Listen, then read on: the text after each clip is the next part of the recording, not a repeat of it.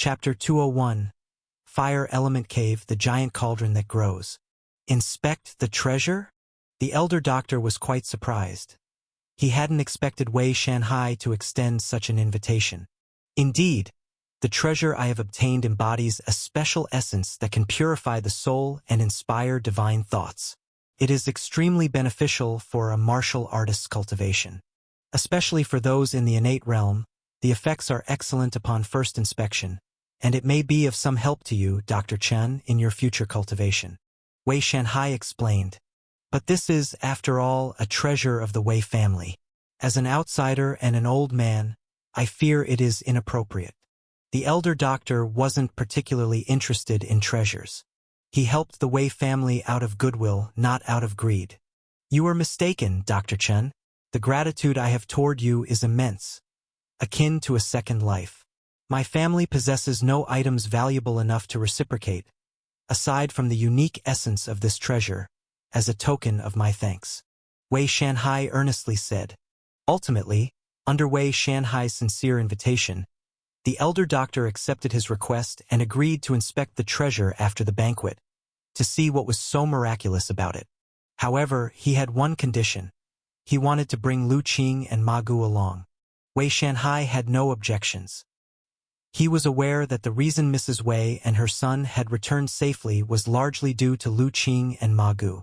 After all, once the essence of the treasure was revealed, whether one person observed it or several more, it wouldn't make a difference. Thus, after the banquet, the elder doctor and his companions rested for a while before following Wei Shanhai to the backyard. Finally, they arrived at a tall tower in the center of Wei Mansion. Dr. Chen, please. Inside the tower, Wei Shanhai opened a hidden door, releasing a dry, musty air. Is the treasure of your household kept underground? The elder doctor curiously asked as he looked at the staircase extending downward behind the hidden door. As for Lu Qing, he became secretly vigilant, activating his superpower to look towards the hidden door. He saw a dense red light emerging from it. Hidden door. A portal to an unusual place underground. Behind the door is another world, and it seems to contain treasures.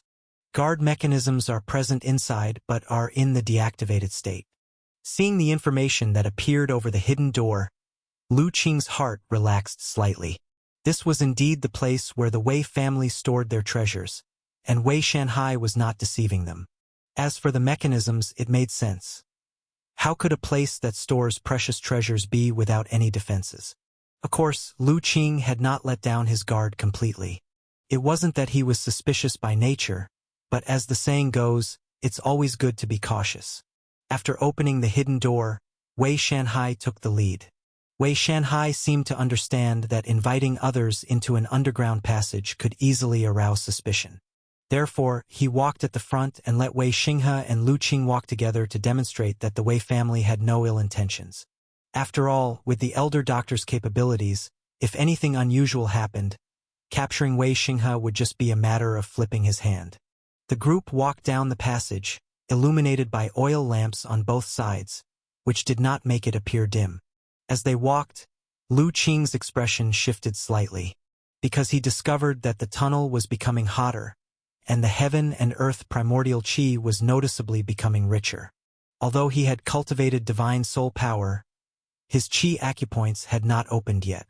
Sensing the heaven and earth primordial qi, there was a layer of obstacle, and he could not yet discern the type of primordial qi. The elder doctor, however, exclaimed in admiration, "Such rich fire element primordial qi!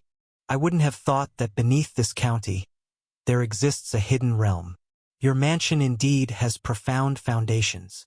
At this point, the elder doctor understood why Wei Shanhai cultivated fire element true qi. With such a place rich in fire element primordial qi, cultivating the fire element technique would certainly yield twice the results with half the effort. Frankly, this place wasn't built by my Wei family. It's a strange place discovered by our ancestors, with its age being indiscernible. We are merely benefiting from the legacy left by our predecessors, Wei Shanhai said somewhat embarrassedly. As the two were talking, they suddenly saw that the stairs ahead no longer descended but became flat. After walking a few dozen steps further, the space abruptly opened up. They saw a spacious cave come into view. The cave walls were pale red, appearing as both stone and jade, engraved with mysterious runes. In the center of the cave, there was a stone platform, upon which stood a pale red cauldron about half a person tall and wide enough to be embraced by several people, emitting a peculiar aura. Such a magical scene instantly made the elder doctor and the others somewhat startled. Especially Ma Gu, who had never seen such a sight before, his mouth agape. Only Lu Qing, recognizing the familiar setup in the cave, was shocked, because he immediately recognized the meaning of the runes on the cave walls. It was a seal formation related to the fire element. Moreover, the method of arrangement was very familiar to him. Could this chamber be related to the Divine Talisman sect? A thought flashed through Lu Qing's mind. Mr. Wei, could this cauldron be? The elder doctor asked, observing the scene in front of him. Indeed, this red cauldron is one of the treasures that Wang Tsangi and I discovered in an extraordinary place long ago. It is the most precious among all the treasures. Wei Shanhai nodded. Wang Tsangi spared no effort and did so to acquire it. But this cauldron looks very extraordinary. How could Wang Tsangi have allowed you to take it away? Ma Gu asked, puzzled. Lu Qing was also puzzled. More importantly, the cauldron was so large and evidently very heavy, probably weighing tens of thousands of pounds. How did Wei Shanhai manage to bring it back? Just the journey back would have attracted countless covetous eyes. It's quite amazing. When Wang Tsangi and I discovered it, it was only the size of a thumb, rusty and unremarkable. We both considered it merely a small trinket at the time. Otherwise, given Wang Tsangi's stingy character, how could he have let me pick it out? Thumb-sized. Ma Gu could hardly believe it as he shouted. He looked at the giant cauldron on the stone platform, struggling to imagine its original form. Even Lu Qing and the elder doctor showed surprised expressions. It's hard to believe, but it is indeed the fact. After I obtained this cauldron, it followed me as I traveled abroad for many years. During this period, it never showed any peculiarities. It was not until I had wandered enough, reached a bottleneck in my cultivation, and returned to Wei Mansion to cultivate in this ancestral chamber with pure fire element primordial qi that it gradually began to reveal its magic. After I discovered its extraordinariness, I placed it on the stone platform, and then watched it grow larger year by year. From the initial size of a thumb to the size of a fist, slowly growing to the size of a sea bowl, a water jar, and now nearly 100 years have passed, and it has become what it is today. A cauldron that grows? Ma Gu, upon hearing this, opened his mouth wide again. What Wei Shanhai described had exceeded his comprehension, leaving him momentarily unable to respond.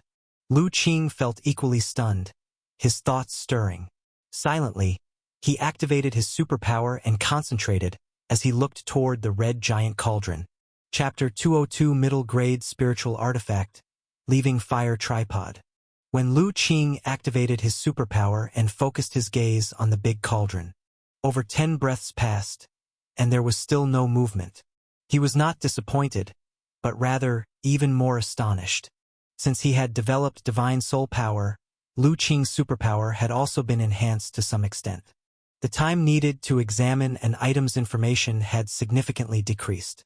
For items below the red light, the information could be gleaned in just 1 or 2 breaths. Even for red light items, it took only 3 or 4 breaths at most. Now, this big cauldron required such a long time, indicating its preciousness was likely far beyond expectation. Lu Qing didn't shift his gaze, but continued to stare at the cauldron. Wei Shanhai didn't find anything inappropriate either, since anyone who heard his earlier words would be extremely curious about the cauldron. After a few more breaths, the big cauldron within Lu Qing's vision finally changed. A rather rich purple superpower light emerged from the cauldron. Several lines of text appeared. Purple light. Lu Qing was deeply shocked. It was known that in the Jade Cave, the inheritance of the Divine Talisman sect was only purple as well. He hurriedly looked at the lines of text. Leaving Fire Tripod. A fire element damaged middle-grade spiritual device, crafted by a great divine power possessor with magical capabilities using all sorts of rare and scarce spiritual materials. A spiritual device contains a trace of heaven and earth's laws, harbors spiritual nature within it, and can absorb nature's spiritual energy to evolve and grow. Such devices are called spiritual devices. Each spiritual device is a creation of heaven and earth, born only under fortuitous coincidences, possessing various incredible uses and powers, difficult to forcibly obtain. It is rumored that when any spiritual device is first born, it starts as a low-grade object. It must be nurtured with spiritual energy, absorbing the laws of heaven and earth to rise in grade. This cauldron appears to have encountered some mishap, greatly losing its spiritual nature, and is currently in a slow recovery process. Legacy discovered. Proceed with download simulation. A series of text messages containing a wealth of information had Lu Qing excitedly reading. So, this cauldron turned out to be a spiritual device, such a treasure that even in the heritage of the Divine Talisman sect, was only briefly mentioned without leaving a specific crafting method. Unexpectedly, there was an opportunity to see it here. After knowing that the big cauldron was a spiritual device, Lu Qing finally understood why it was gradually growing. Spiritual devices are born of the whimsy and chance of the universe, inherently possessing spiritual nature, with size changes being one of their basic capabilities. This big cauldron had been damaged for unknown reasons, shrinking to the size of a thumb, probably because it was severely damaged, perhaps even to the extent that it could no longer refine nature's spiritual energy from the outside world. Hence it concealed all its powers and went dormant. It only started to recover gradually after coming in contact with the pure fire element power condensed from the deep layers of the earth by the array of runes in this cave. Of course, these were still Lu Qing's speculations. The real reason was yet to be verified. Lu Qing looked at the last line of text floating above the cauldron, remained calm, and did not immediately make a choice. I never imagined there could be such a miraculous item in the world.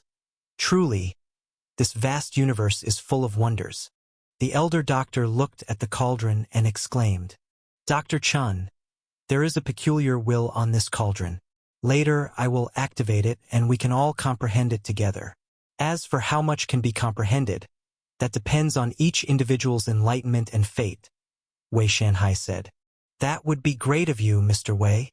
Knowing the miraculous nature of the cauldron, the elder doctor was also greatly interested and wished to experience the mysterious will of the cauldron. "Please prepare yourselves." Under Wei Shanhai's reminder, Lu Qing and the elder doctor, along with a few others, sat cross-legged around the stone platform. Even Wei Xinghe was no exception. The will of the cauldron could not be activated at any moment. Normally, a decade of accumulation would allow for only one activation. Even though he was the family head, he had only experienced it once before, but this time he actually benefited from the company of Lu Qing and the others, allowing him to participate in the comprehension beside them. Everyone prepared and adjusted their heart and spirit to the best state. Wei Shanhai then released a strand of innate true qi, gently striking it against the big cauldron. The big cauldron trembled lightly, and immediately after, a strange and mysterious breath emanated, enveloping everyone within it. This breath was extraordinarily mystical, causing the elder doctor and others to feel a tremor in their hearts. Their consciousness seemed to immerse in warm sunlight, bringing comfort, and various insights about cultivation began to emerge in their minds. Lu Qing was even more surprised, because this state was all too familiar to him. It was similar to the state in which he cultivated when he activated his superpower, a sensation akin to sudden enlightenment. However, unlike before, this breath, aside from aiding in comprehension, also had an aura that could nurture the divine soul, causing his divine soul power to subtly grow stronger. Feeling such a change, Lu Qing was immediately delighted. The so-called state of sudden enlightenment wasn't of much help to him. As someone with superpower, he could enter this state at any time. He had long reached the limit of his own understanding in cultivation technique. Now, what limited his strength was his cultivation level, not comprehension of cultivation techniques. But this aura that could strengthen the divine soul power was extremely rare for him. Among everything he cultivated, Nothing was harder to enhance than the divine soul power. Divine soul power, unlike others, could not be improved by consuming elixirs.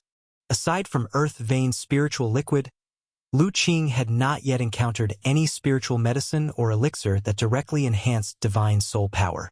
But divine soul power, whether in relation to the future innate martial arts or the cultivation of the rune path, was vitally important. Now having the chance to enhance his divine soul power was indeed a pleasant surprise. Without hesitation, Lu Qing swiftly activated his divine soul power, absorbing the mysterious aura. When the breath entered the acupuncture point between his eyebrows, it immediately fused with Lu Qing's divine soul power, gradually strengthening it. With the concealment of the God Soul rune, the fluctuations of Lu Qing's divine soul power did not leak out. Moreover, since everyone was engrossed in cultivation, with eyes closed and diligently comprehending their own martial arts, they had no time to notice others. Thus, even Wei Shanhai, who was right beside him, failed to notice that Lu Qing, a practitioner of the muscle-bone realm, actually possessed divine soul power. In this quiet moment, Lu Qing's divine soul power quietly grew. He continued until the mysterious breath could no longer enhance his divine soul power, and then he stopped cultivating. Lu Qing knew that the mysterious breath from the big cauldron had reached its limit in helping him. However, he was already very satisfied. In just that short time, his divine soul power had strengthened by more than twice. When he returned, he could at least condense 2 more God Soul runes. He was a bit closer to the day when he would truly sculpture his own life-bound talisman. Opening his eyes and seeing his master and the others still engrossed in cultivation, Lu Qing activated his superpower and looked at the last message in his field of vision, making a choice. Downloading, current progress 1%, 2%, 3%. Maintaining his gaze, Lu Qing quietly waited. 98%, 99%, 100%. Download complete. Would you like to start simulation? Lu Qing immediately chose to simulate. Starting simulation, current progress 1%, 2%, 3%, 98%, 99%, 100%. Simulation complete. Would you like to start learning? Lu Qing chose to learn. Immediately after, a wealth of information and insights began to emerge from deep within his mind. Lu Qing closed his eyes, quietly absorbing and digesting the information in his mind. After a long while, when he opened his eyes again, his eyes revealed a flash of enlightenment. So that's how it is. Chapter 203. The cultivation heritage of tens of thousands of years ago, combining water and fire. The origin of the leaving fire tripod is indeed ancient. After receiving the legacy, Lu Qing gained a good deal of understanding about the origins of the big cauldron. The leaving fire tripod came from a cultivation sect known as the Lihua sect, which existed tens of thousands of years ago. It was a sect spirit artifact crafted by channeling the entire sect's power. Later, due to a drastic change, spiritual energy in heaven and earth declined, and spiritual materials became extinct. Various cultivation sects fought frequently over resources to survive.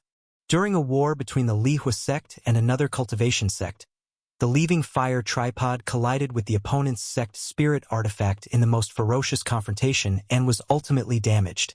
That battle was extremely tragic. Not only was the leaving fire tripod damaged to the point where the spirit array inside collapsed, reverting to its original form, but the Lihua sect itself was also destroyed. The entire sect was uprooted, resulting in its eradication, with only a few disciples managing to escape by sheer luck.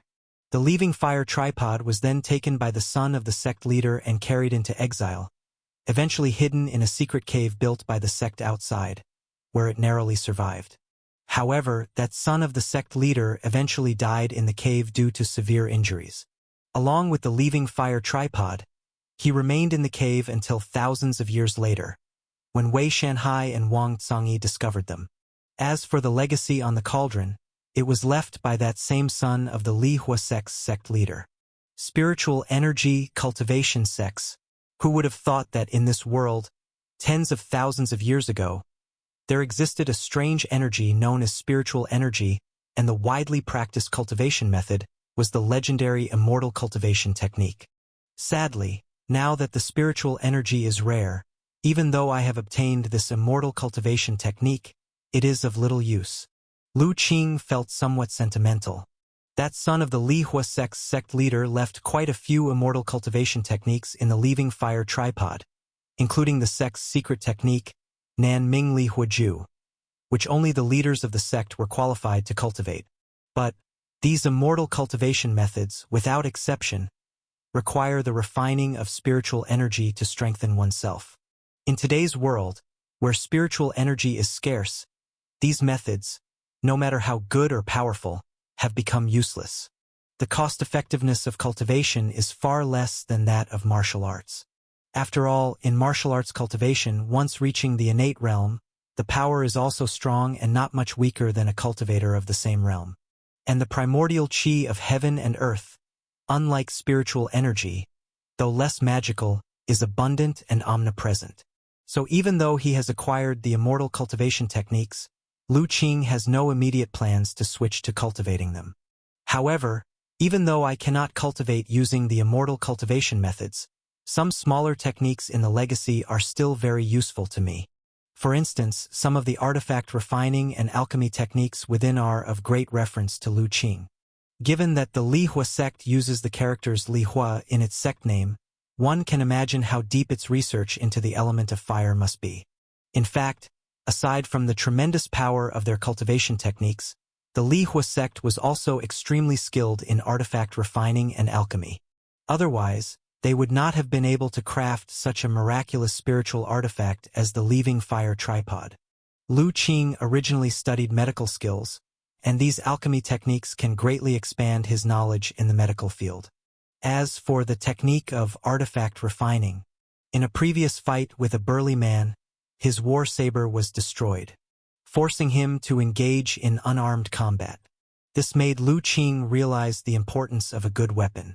If his war saber had been sturdy enough, defeating the burly man would not have been so strenuous. Using the saber technique alone would have sufficed. Now, with this artifact refining technique, he can attempt to forge a true treasure saber of his own. Moreover, some methods regarding the use of divine soul power in the legacy are also very enlightening to him.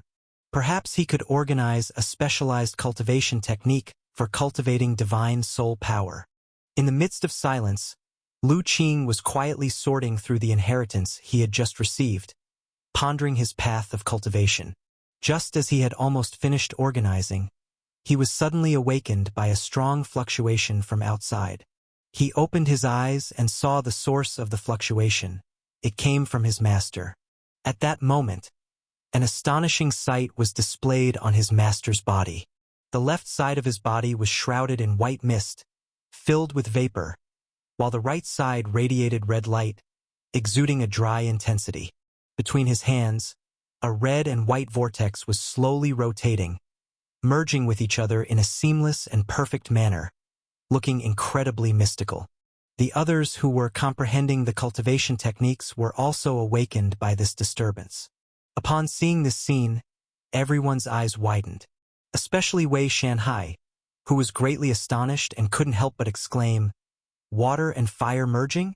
How is that possible? Water and fire merging?" Lu Qing's mind stirred, and he immediately activated his superpower to look towards his master. In the rich red light of superpower, several words emerged from his master's body. Chun Songqing, skillful in medical skill, kind-hearted, respected, a very good elder doctor. Cultivation, peak of the initial innate realm, water and fire attribute true qi. Blessed with merit power, which brings good fortune and avoids disaster, profound fortune. Exceptional comprehension skills, has grasped a hint of the innate realm intent. Has comprehended the harmony of water and fire, controlling water and fire innate true qi, merging and complementing each other, significantly increasing cultivation speed and power. Master is indeed a true cultivation genius. Lu Qing marveled as he read the words that appeared above his master. Originally, his master was practicing an innate method of the water attribute left behind by Li Weitian, and the innate true qi in his body was also of the water attribute. Unexpectedly, in this underground cave, he had comprehended the harmony of water and fire, mastering another attribute of true qi. Moreover, these two types of true qi not only did not conflict but also complemented each other, greatly strengthening their power, and even the speed of cultivation had become faster. Inside the cave, everyone lost their interest in cultivating, their eyes fixed tightly on the elder doctor showing the anomaly. Wei Xinghe and Ma Gu, among others, vaguely sensed something from the anomalies displayed by the elder doctor. But just as they tried to grasp that hint of inspiration, they always failed to hold on to it. Not until the phenomena on the elder doctor gradually subsided and he opened his eyes did they manage to grasp that hint of realization. "Why are you all staring at this old man like this?" The elder doctor, after opening his eyes and seeing that everyone except Lu Qing was staring at him intently, got a shock, thinking something improper had occurred on his body. "Dr. Chun, what were you cultivating just now?" Wei Shanhai asked eagerly. Being of the innate realm himself, he was completely astounded by the water and fire aura on the elder doctor's body. "It was nothing much. I just had an epiphany while contemplating the unique implications on this cauldron, and integrated another previously comprehended cultivation technique. I noticed the alternating water and fire on your body, and you can actually cultivate two completely opposite innate true qis simultaneously?" Wei Shanhai said incredulously. "It was just a bit of luck, grasping a little of the principle of the five elements generating and overcoming each other." Wei Shanhai's eyes widened even further, devoid of any demeanor of an innate realm expert. Chapter 204 Lifebound Talisman Framework, Stepping into the Internal Organ Realm. As everyone prepared to leave the underground cave, Wei Shanhai's expression still appeared somewhat dazed. Other cultivators were still shallow in their practices, not realizing what the previous anomaly on the elder doctor had represented. But as someone of the innate realm himself, he knew how difficult it was to master two types of innate true qi, especially when they were of opposite attributes, let alone making them fuse and complement each other, with both true qi enhancing each other and augmenting one's cultivation. This was nearly as difficult as ascending to heaven. Yet this nearly impossible feat had truly occurred right before him. This event nearly shattered the heart of Wei Shanhai's martial arts. Being of the same innate realm, he felt the gap between himself and the elder doctor was simply too vast. He had pondered the strange implications of the big cauldron at least 7 or 8 times. But even combined, they did not amount to the insights gained by the elder doctor this time. Before leaving, Lu Qing took a deep look at the leaving fire tripod. Within the legacy he obtained from the tripod, naturally, there was a spell for refining it. However, that spell required an understanding of cultivation methods to be executed. Moreover, to refine a middle-grade spiritual device like the leaving fire tripod, one also needed a very profound realm, at least a cultivation above the innate was necessary. With his current strength, he was simply unable to refine the cauldron. Therefore, Lu Qing decided that once his cultivation reached the level sufficient to refine the leaving fire tripod, he would devise a way to obtain it from the Wei family. Before that, it was best to let the tripod remain peacefully in this underground cave, slowly recuperating its primordial qi. Exiting the underground cave, it was already evening. The mood among everyone was generally quite good, especially Wei Xinghe and Ma Gu, who, despite not having as significant a breakthrough as the elder doctor, also gleaned much from their contemplation of the leaving fire tripod. So after coming out, it wasn't long before they returned to their rooms for closed-door cultivation. After picking up little Yen and little Li from Mrs. Wei, Lu Qing also returned to the guest room arranged by Wei Mansion to rest. That night, little Yen hugged little Li, and the two little ones soundly slept on a small bed beside them. However, Lu Qing sat cross-legged on the bed, not sleeping. He was cultivating. In the underground cave, after absorbing the strange inspirations emitted by the leaving fire tripod, his divine soul power had greatly increased. Now possessing enough strength, he continued to outline and refine the forthcoming God Soul runes. In the qi acupoint between his eyebrows, Lu Qing's divine soul power flowed slowly, striving to refine something. And these divine soul fluctuations, under the cover of the original God Soul rune, were perfectly hidden. With Lu Qing's outlining, a new God Soul rune was slowly taking shape. Everything proceeded in utter silence. When the new God Soul rune was completely formed, the first rune that had been outlined moved over to connect with the new rune in some strange manner, revolving slowly around each other. Lu Qing felt a light vibration at his qi acupoint between his eyebrows, which not only became more stable but also expanded significantly in range. Lu Qing's expression remained unchanged. He knew this was just the appetizer. According to the records of the Divine Talisman Sect's legacy, the condensation of the Lifebound Talisman was only truly transformative when the third core rune was condensed. It signified that the core framework of the Lifebound Talisman finally had a semblance of form. Feeling that his divine soul power still had some surplus, Lu Qing unhesitatingly began to concentrate on the third rune. Time trickled by slowly. Lu Qing didn't know how much time had passed until he heard a faint crow of a rooster, and he had finally fully condensed the third divine soul rune. As the third rune was formed and connected with the other two, it began to rotate slowly in a peculiar trajectory. Lu Qing's body shuddered, and a tremendous change occurred at the acupoint between his eyebrows. The void inside the acupoint rapidly expanded, suddenly increasing more than tenfold. At the same time, Lu Qing felt his mind become exceptionally clear, and his sensitivity to the outside world became incredibly sharp. It was as if every movement within the Wei Mansion was clearly sensed by him. Is this the heaven and earth primordial qi divided into the 5 elements that Master spoke of? Lu Qing's eyes were closed, yet in his perception, the surroundings were vibrantly colorful. He could distinctly see the various colors of the heaven and earth primordial qi. No longer vague and hazy, like watching through a layer of fog, unclear and indistinct. However, since the qi acupoint was not open, he could see the primordial qi, yet he still couldn't induce energy into his body to step into the innate realm. Well, even if I could step into the innate realm now, it would be a loss rather than a gain for me. Lu Qing had taken the earth vein spirit liquid and possessed powerful talent. At present, he was in the perfect bone marrow realm, and the potential of his body was far from being fully tapped, with many secret techniques yet to be mastered completely. Pursuing entrance to the innate realm too eagerly would be detrimental rather than beneficial. Armed with several advanced inheritances, he knew that only a solid foundation could support the path of a truly strong individual. However, there's no rush for the innate realm, but I have been polishing my skills in the bone realm for long enough. It's time to break through.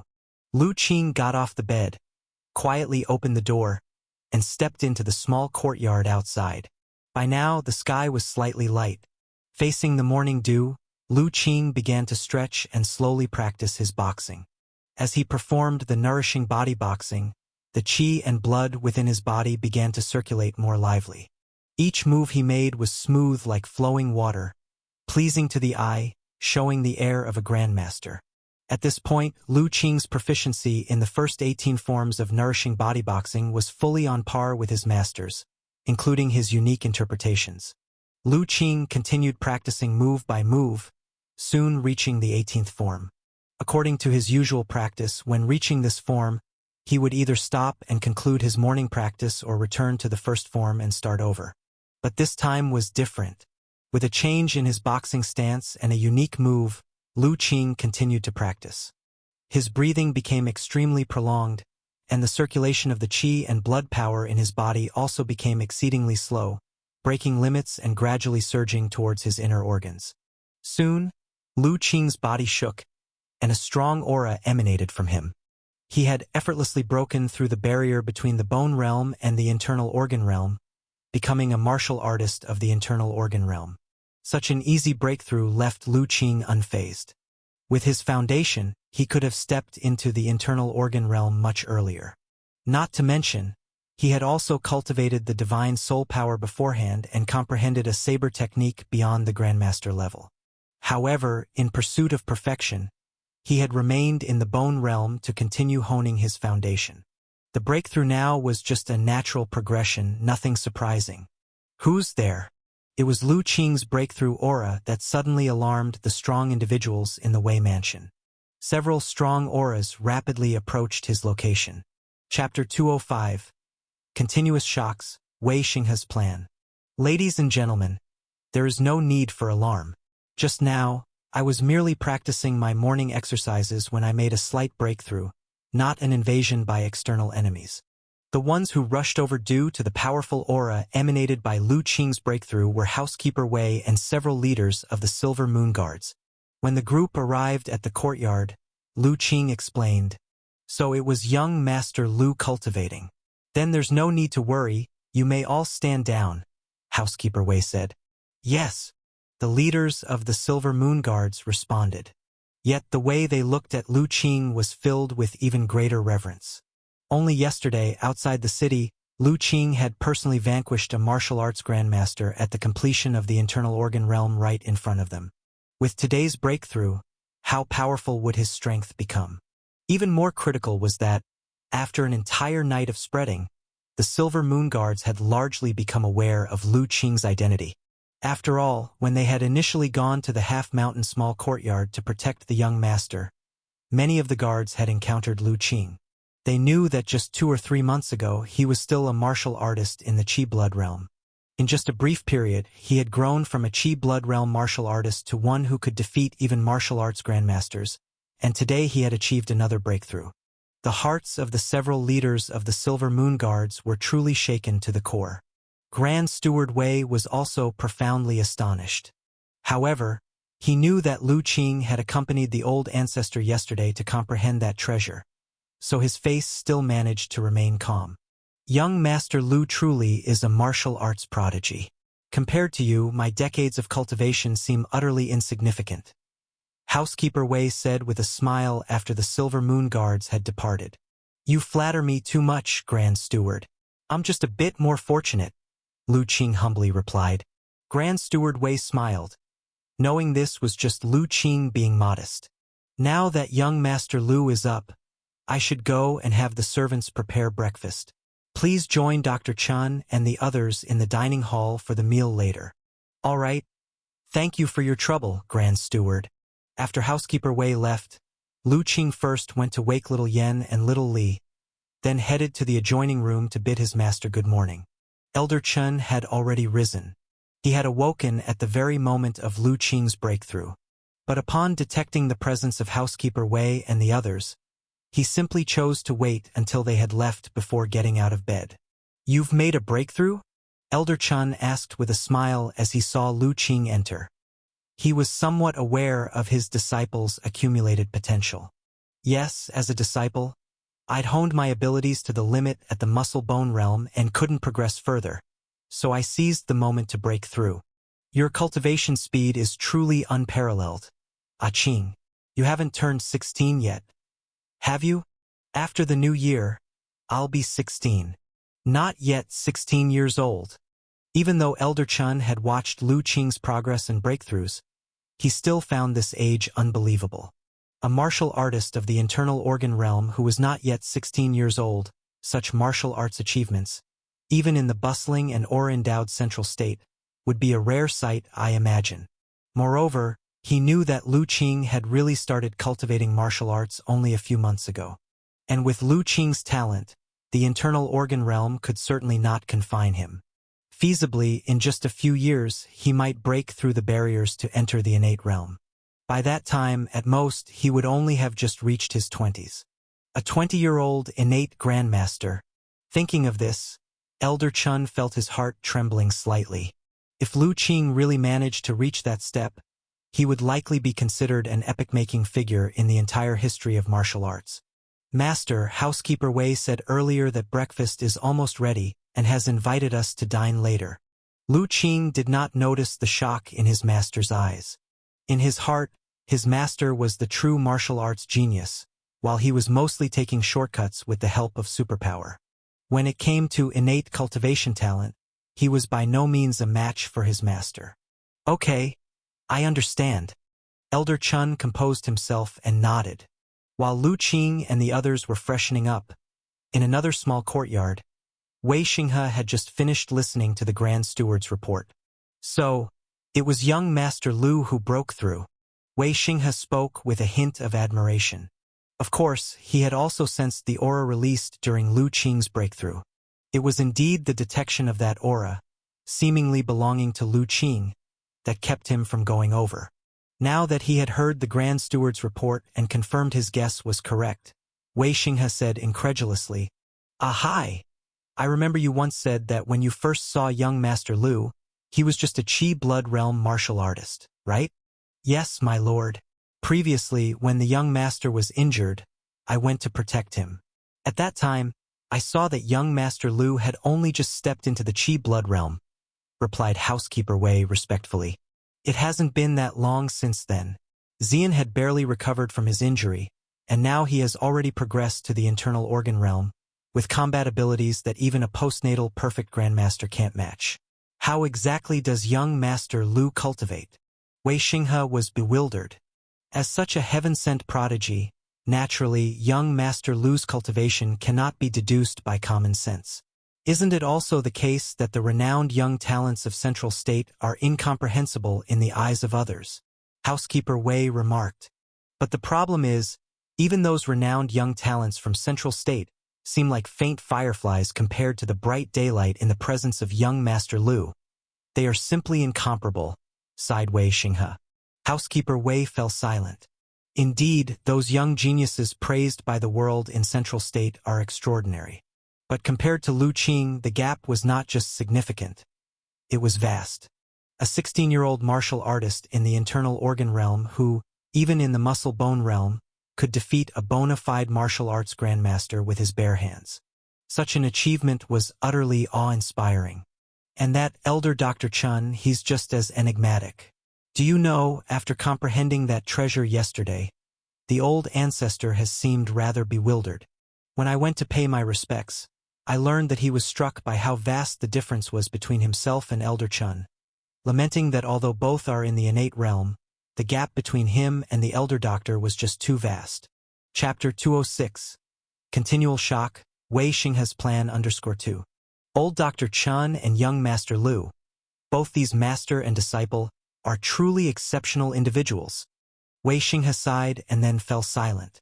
Master and servant just sat there, quietly savoring the shock in their hearts. "Dad, you're awake."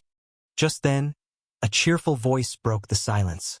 Wei Xinghe turned around, somewhat surprised. "Xian, it's rare to see you up so early. I've been getting up early to practice recently." "Dad, didn't Mom tell you?" Xian, dressed nimbly, had a rosy complexion and a hint of sweat on his forehead, clearly having just exercised. Wei Xinghe's mind stirred, and he smiled. "Your mother did mention some fun stories from the mountains last night. She said you've been very diligent in your training recently, following Master Ma's instructions to practice early every day. Is that right?" "Yes." Xian nodded vigorously, seemingly eager to try. "Also, I've learned a stick technique from Dr. Lu recently. How about I demonstrate it now for you to give some pointers?" "Oh, is it the stick technique taught by young Master Lu?" Wei Xinghe recalled what his wife mentioned the night before and his interest was piqued. "Then let's see it." "Master, do you mind if this old servant watches too?" Grand Steward Wei was equally interested. Not at all, not at all. Uncle Hai is so skilled. It's perfect for you to check if I'm doing anything wrong," Xian said excitedly. Wei Xinghe and the Grand Steward exchanged glances. They both noticed that Xian's personality seemed to have changed quite a bit. In the past, he wasn't this bright and his manner of speaking wasn't as courteous as now. "Dad, I'm starting now." Xian, dressed agilely, held a long stick behind his back and stood in the center of the courtyard. The long stick was a weapon stored in the residence, and the one he brought back from the mountains had been carefully preserved by him. Although that wooden stick was rough, it held an extraordinary significance for him, and was not to be discarded carelessly. "Okay." Wei Xinghe watched his spirited young son, a trace of satisfaction in his eyes. Xian took a deep breath, adjusted his breathing, and suddenly, his long stick turned into a flurry of shadows, as the stick technique flowed smoothly from his hands. Wei Xinghe initially watched with a smile, but as he watched, he couldn't help but show a look of surprise. The Grand Steward at his side felt the same. Soon, Xian completed the demonstration of the stick technique. The stick held steadily aloft, unmoving, breathing steady as he slowly ended the routine. That earnest and solemn demeanor made Wei Xinghe feel somewhat dazed. It was the first time he had seen his younger son practice martial arts with such earnestness. "Dad, Uncle Hai, how did I do? How is my stick technique?" After regaining his breath, Xian asked eagerly. "Not bad, very good indeed. And heir, you've really surprised Dad this time." Wei Xinghe's words were not just to make his son happy. Indeed, the stick technique Xian had just executed was very methodical, the moves skilled, and the power apt. It was evident he had put in genuine effort. "The technique is sophisticated. The moves are exquisite. Young master, your stick technique, even among those in the Qi blood realm, is considered exceptionally skilled," Grand Steward Wei praised. "Thank you, Dad. And thank you, Uncle Hai." Xian was immediately all smiles. One reason he had been practicing so vigorously was to gain his father's approval. Now that he had achieved it, his heart was filled with an immense sense of accomplishment. "And heir, you said the stick technique was taught to you by young Master Lu? What is its name?" Wei Xinghe asked. "It's called the one-breath stick technique. But Dr. Lu mentioned that this technique has been simplified for me. The true one-breath stick technique can only be learned once I reach the muscle-bone realm," Xian replied. "Simplified." Wei Xinghe and housekeeper Wei were taken aback. The stick technique Xian had just practiced was a continuous blend of offense and defense, nearly flawless, and could be considered a very complete form of martial arts stick technique. If not mentioned, they would not have been able to tell that it was a simplified form of martial arts. Wei Xinghe and housekeeper Wei exchanged looks again, their eyes filled with surprise. The one-breath stick technique was only a Qi blood realm martial arts technique, not considered very mysterious, and naturally didn't catch the attention of these two inner organ realm martial artists. But the level of martial arts mastery revealed by Lu Qing's technique left them both unable to guess. Wei Xinghe suddenly felt what his ancestors had felt. Both being from the innate realm, the ancestor couldn't decipher Elder Chen's martial arts realm and felt utterly defeated.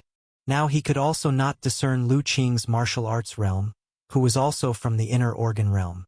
Encountering such a talented devil, it was hard not to feel impacted. Watching his younger son's happy face, Wei Xinghe's thoughts stirred. He then smiled and said, "An heir? Have you paid your respects to Master Ma today?" "I did. After paying respects to my master, I came to find you," Xian quickly replied. Wei Xinghe's smile grew even wider. "That's very good. Since you have taken him as your master, and a master is like a father, you should properly honor and respect Master Ma. Understand?" "I understand, father. Mother taught me all this." Xian earnestly nodded. "It's good that you remember." Wei Xinghe was increasingly satisfied with his son's transformation. "However, now that you have accepted a master, this is no trivial matter for our Wei family and should not be taken lightly." "Father, I don't understand what you mean." Xian scratched his head. "What I mean is, the ceremony in the mountains where you paid your respects was too simple. Our Wei family didn't even offer a proper ritual gift, which was quite unfair to Master Ma," Wei Xinghe explained. "Master Ma is not only your master but also the savior of you and your mother. We, the Wei family, cannot afford to neglect someone like him. So I've decided to choose a suitable day to host a more grand ceremony for you, to provide all the proper rites. What do you think?" "Great, great." Xian immediately cheered up. "Father, that's a wonderful idea. I'll go tell Master right away." Saying this, he hurriedly ran outside. "My lord, the young master has truly changed." Watching Xian's cheerful figure, housekeeper Wei remarked, "Yes, the recent attack by the Heaven Sect was a calamity for our Wei family, but it has allowed an heir to grow, bringing a blessing in disguise." Wei Xinghe said, his face filled with relief. "But my lord, should we really let the young master take Ma Gu as his master?" Housekeeper Wei was somewhat conflicted. "His cultivation is ultimately a bit low." Wei Xinghe nodded.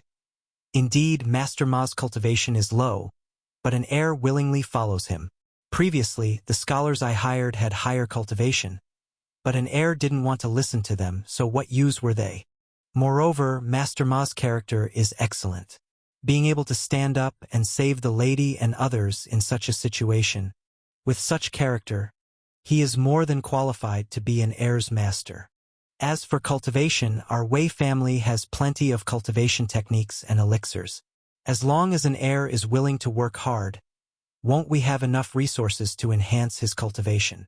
For an heir, a master who can manage him is more suitable than one who is highly skilled. Housekeeper Wei thought for a moment and realized the family head made a lot of sense. And he knew there was another point the family head hadn't explicitly mentioned. It was the good relationship between Ma Gu and Lu Qing. Just that point alone was enough for them to pay serious attention. After all, both were truly enigmatic beings. Even their Wei family dared not easily offend such formidable entities. It's settled, then. You go prepare for it and make sure it looks impressive. Wei Xinghe concluded. Yes, I understand.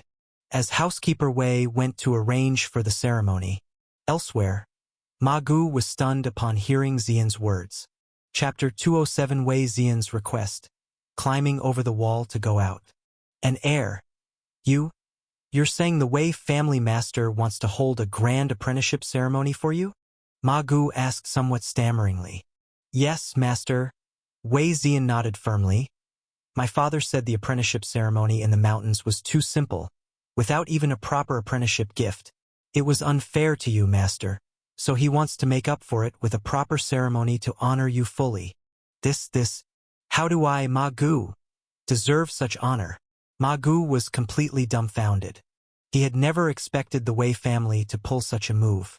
To be honest, ever since his return to the county, he had been considering how to handle his master-disciple relationship with Wei Xian. Ma Gu knew his own limitations. Frankly, with his abilities, he truly wasn't qualified to be Wei Xian's personal master. The Wei family had many martial arts experts. Picking any at random, they would be much stronger than him, a mere muscle-bone realm practitioner. What virtue or ability did he have to become the master to young Master Wei of the Wei family? The thought of it getting out might make others laugh their heads off. Aside from fearing being accused of seeking undue glory, what worried Ma Gu more was holding back Wei Xian's martial arts future. After all, he knew he could teach Wei Xian very little. With Wei Xian's martial arts talent, it wouldn't take long for him to catch up to his own cultivation level. By then, he would be even less qualified to be his master. But since his arrival at the Wei mansion, everyone from the Wei family had treated him with great respect, fully recognizing him as Wei Xian's master. This left Ma Gu with no opportunity to speak up. Now, hearing from Wei Xian that the Wei family also wanted to host a grand apprenticeship ceremony, Ma Gu felt even more panicked. An heir? Why don't you tell the Wei family master to cancel the apprenticeship ceremony? After much hesitation, Ma Gu finally said, Why, master? Wei Xian didn't understand. The main reason is that my cultivation is too low to hold up the event and I fear it might embarrass you, Ma Gu sighed. I always feel that I'm not capable of being your master. There are many elders in the mansion who are much stronger than me and would be more suitable. Given the Wei family's status in the county, hosting a grand apprenticeship ceremony would surely involve inviting important figures from other families to attend as guests. The thought of so many martial arts experts being present made Ma Gu feel very insecure. But I only want to acknowledge you as my master, Wei Xian stated earnestly. Master, from the moment you scolded me awake in the mountains, I understood many things. Disciple understands what you mean. The strengths of the Silver Moon Guard's commanders are indeed formidable, but they care too much about my status. Even if they teach me, it's just to indulge me. No matter how I practice, they only offer empty praise without pointing out my shortcomings. If it were before, I might have liked it, thinking martial arts training to be too arduous, and the commander's leniency suited me. But after experiencing so much lately, my disciple has realized that in this world, everything can deceive, but one's own strength never lies. Without strength, one is bound to be bullied, unable to protect even those one wishes to protect. Disciple knows I'm naturally lazy and dislike hardship, and to achieve something in cultivation, I must have someone to strictly supervise me. The commanders in the mansion can't do that. Only you, master, truly have my best interest at heart and won't let me slack off. So please, master, don't abandon your disciple, and continue to guide and supervise my cultivation. Wei Ziyan was innately quite intelligent. It was just that the Wei family's lofty position in the county had made him believe that even without trying, he could live comfortably. The recent attack of the Tianzong sect had shown him that his once prideful family's power was worth nothing against true strength. His days on the run had taught him many life lessons he had never considered before. Outside the city gates, he had firsthand witnessed the battle between Lu Qing and the robust Great Han, the clash of auras between the Elder and Wang Tsongyi, and the imposing power of the Elder Doctor's decisive definer of heaven and earth. While he was profoundly shaken, it also brought him to a complete realization that only power that belongs to oneself is true power. From that moment on, a desire emerged in his heart. He wished that one day he, too, could wield such formidable strength. Even if he couldn't reach the same level as Lu Qing and the others, to be somewhat close would be enough. Seeing the serious expression on Wei Ziyan's face, Ma Gu felt a bit dazed. He hadn't expected his disciple to say such things. Young Master Wei, once known for his arrogance in the county and whom everyone avoided, seemed to have genuinely grown up. Master, please agree to your disciple's request. Wei Ziyan pleaded again, seeing Ma Gu's silence. After gazing at his disciple's hopeful expression for a while, Ma Gu suddenly let out a superficial laugh. Well then, since you've said all that, if Master were to refuse now, he would seem far too inconsiderate. Master, you've agreed? Then I'll go find my mother right away to prepare the gifts for the apprenticeship ceremony. Wei Ziyan was overjoyed upon hearing this and hurriedly bowed to Ma Gu before running outside. Ma Gu wanted to call him back, but the words got stuck in his throat. His hand paused mid-air for quite a while before Ma Gu chuckled and shook his head. Forget it, a man of his word doesn't hesitate once he's agreed. It was just an apprenticeship ceremony, after all. Could it possibly be more perilous than the experience of being chased through the forest that day? With his perspective adjusted, Ma Gu became more at ease. So much so that when he was having breakfast in the dining hall and Wei Xinghe brought up the subject, he remained quite calm. The details of this matter will be left to you, Wei family master. However, it's a significant event, the apprenticeship ceremony, and I'm afraid I might need to inform my clan as well. Of course, I will have someone deliver the invitation and explain the matter in person, said Wei Xinghe. That must absolutely not happen. Your status, Wei family master, is too noble, and if you were to go yourself, it might lead to unnecessary speculation throughout the city. Ma Gu quickly interjected. Wei Xinghe's status was indeed special. Should he visit personally, who knew what the county lord mansion might think? Unlike the Wei family, those lesser clans held a profound reverence for that somewhat inscrutable Lord County Master. They had to consider his reactions. Upon reflection, Wei Xinghe found the point valid and nodded. Then when the time comes, I'll have a high deliver the invitation in my place. Such would be best. Ma Gu finally breathed a sigh of relief. Housekeeper Wei, being one of the faces of the Wei family, made him the most appropriate choice for the job. Master Ma, you're heading back? I plan to head out later as well. We could go together. Lu Qing, who was eating, suddenly said after hearing the conversation. Young Master Lu is also planning to go out? Asked Wei Xinghe. Yes. It's rare for me to come to the county, so I thought I'd take little Yen around for a bit to see the sights.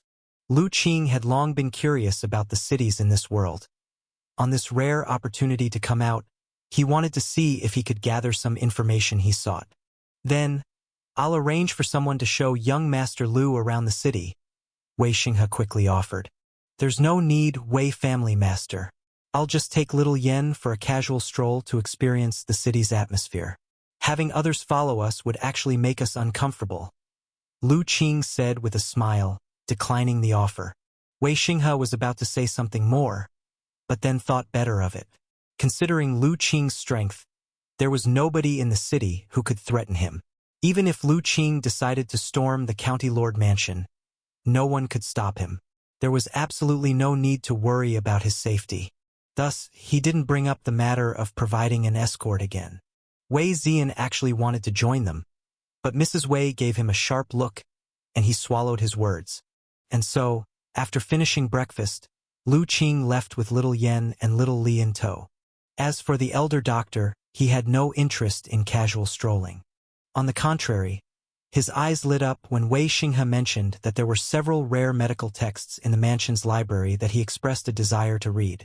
Young Master Lu, this is a small sum of money prepared by Mrs. Wei for your expenses in the city. If it's not enough, you only need to mention our Wei mansion's name, and someone will surely come to settle the bills. There's no need to worry. Just before leaving, the Grand Steward handed Lu Qing a pouch. Lu Qing opened it to find several pieces of gold, some loose silver, and several silver notes. The total sum was sizable indeed. He smiled, didn't refuse, and accepted the pouch. I understand. Please thank Mrs. Wei for me, Grand Steward. Master Ma, I'll be leaving first. Holding little Yen in his arms and little Li on his shoulder, Lu Qing waved his hand and walked away. Initially, he had wanted to go out with Ma Gu. But then he saw that the Wei family had prepared many things for Ma Gu, including large chests carried by more than 10 servants, who knew what was inside. Finding it bothersome, he didn't feel like waiting. Once outside in the yard, Lu Qing did not head straight through the Wei mansion's main gate. It was obvious that countless eyes were probably watching every movement within the Wei mansion. This was one of the reasons he did not wish to leave with Ma Gu. He wanted to stroll through the county, not to become a spectacle for others. Holding little Yen, Lu Qing eventually found a relatively secluded part of the surrounding wall. After waving to a silver moon guard secretly on watch in a corner, he agilely climbed over. Only the silver moon guard was left behind, speechlessly watching the whole scene. After a long while, he remembered to report back to the Grand Steward. Chapter 208, The Bookshop.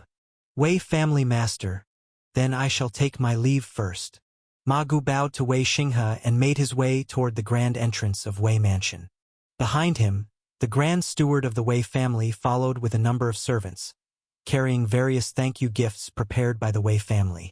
Initially, Ma Gu had tried to refuse these gifts, but relenting to the Wei family's insistence, he could only accept them. As soon as the gates of the Wei mansion opened, it immediately drew the attention of the spies from various forces outside. They're out. The people from the Wei family are out. Who is that? His cultivation aura doesn't seem very strong.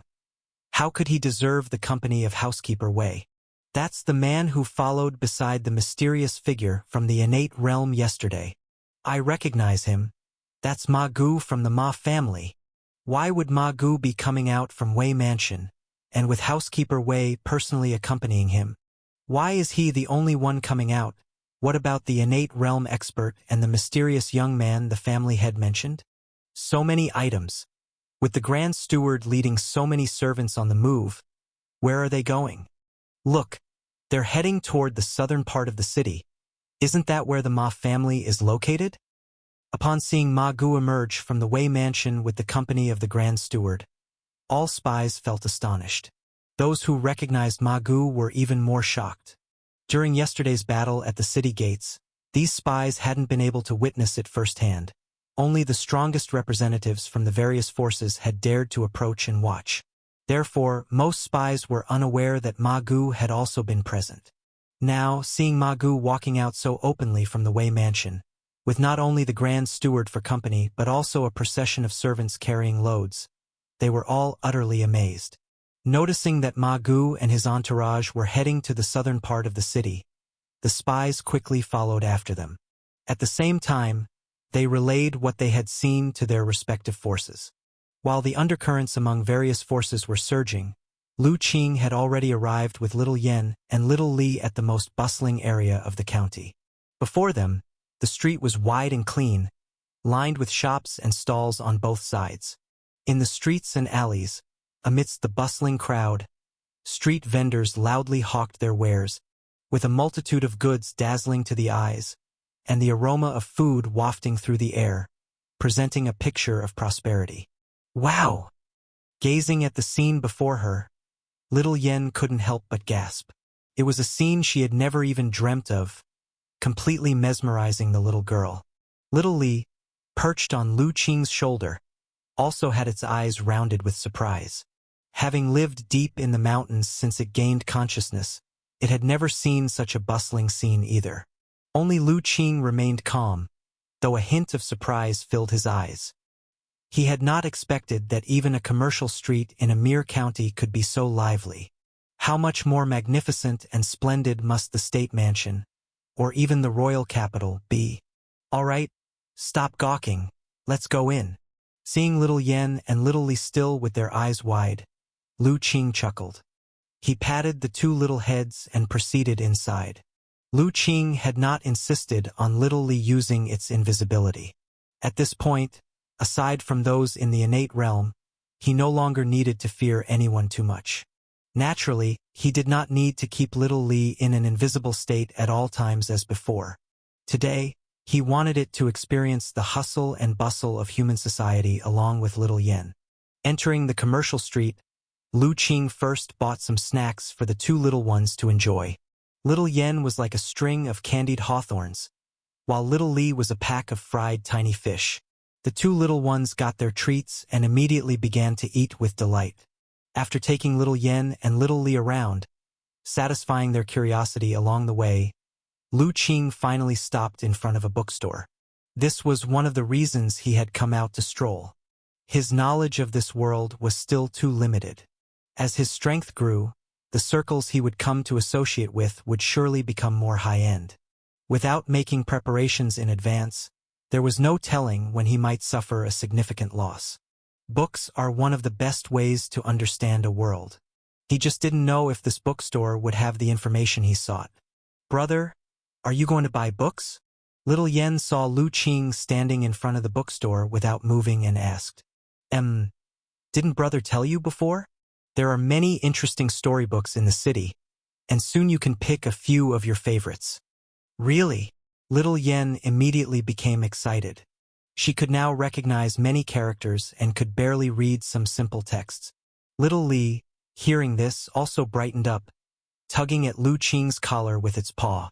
Lu Qing turned his head, saw the expectation in its eyes, and immediately said, "Little Li, you pick two, choose what you like." He had almost forgotten. This little creature's motivation for learning to read was to be able to read stories itself. With the promise made, little Li's eyes also squinted with satisfaction, a contented look on its face. "Brother, there are so many books here." Upon entering the bookstore, little Yen exclaimed, "Young master, miss, are you here to buy books?" The bookstore owner had noticed Lu Qing and his companion early on. Seeing them enter, he immediately came over, bowing and scraping. There was no helping it. At this moment, the clothes Lu Qing and little Yen were wearing were specially prepared by Mrs. Wei, made from exquisite materials that only the wealthy could afford. Added to that the fact that Lu Qing and little Yen, one was sprightly and adorable, the other with an exceptional temperament, and they even had a strange little beast with them. Even if the bookstore owner couldn't recognize which noble family's son and miss they were, he still dared not slight them in the least. "Owner, do you have storybooks here?" Lu Qing asked. Yes, yes," the bookstore owner quickly said, leading Lu Qing to one area and pointing out, "These are all storybooks. What kind of books does the young master want?" "I want something simple and easy to understand, with straightforward stories and educational insights. I'm buying them for my sister to use as an introduction to character recognition." Lu Qing stated his requirements. The bookstore owner scratched his head, seemingly a bit stumped by these requirements. Still, as someone who could run such a large bookstore, after some thought, he pulled out a large stack of books. These storybooks should meet the young master's requirements. Lu Qing picked up a couple and flipped through them, finding that they were all short stories with simple and easy-to-understand sentences and quite funny stories. He wondered whose leisure-written work they were. "Not bad." Lu Qing nodded. "Little Yen, little Li, you pick yourselves whatever you like. Keep." The two little ones had been eager to start, and hearing Lu Qing's words, they carefully began to flip through the storybooks. The bookstore owner was somewhat taken aback at this scene. Little Yen was one thing. Although young, it was not rare for children of wealthy families to start learning characters at her age. But to see a little beast flipping through books as though it understood what it was doing was something he had never heard or seen before. Lu Qing didn't care about the owner's expression. Seeing the two little ones engrossed in selecting storybooks and likely not to finish anytime soon, he walked to another area to look for the books he wanted. This time, however, he did so only after activating his superpower, then slowly began searching the shelves. Chapter 209. Random Thoughts of a Layman Porcelain Bumping. In the situation where Lu Qing activated his superpower, the books on the shelves began to display their respective superpower light. Most of the books emitted a faint white light. Occasionally, when there were books with a more intense glow, Lu Qing would pick them up and flip through a few pages to see if they were what he needed. If suitable, he would take them, planning to buy them and study them further later. Thus, after browsing around, Lu Qing's hands were already filled with a thick stack of books. Mostly, they were about the local customs and practices of various places in this world, which could help him better understand this world. In the innermost part of a certain bookshelf, Lu Qing once again picked up a book with strong white light and was about to leave when suddenly a flash of red light caught his eye from the corner of his vision, and he stopped in his tracks. Following that streak of red light, he pushed aside a pile of somewhat disordered books at the bottom of the bookshelf, revealing a book emitting a faint red light. Lu Qing was a bit surprised, as this was the only book of the red light level he had seen in this bookstore. He picked up the dusty book, brushed off the dust, but saw that there was no title or author's name on the cover. However, that was no problem, as the superpower soon provided information about the book. Carefree Wanderer's Notes.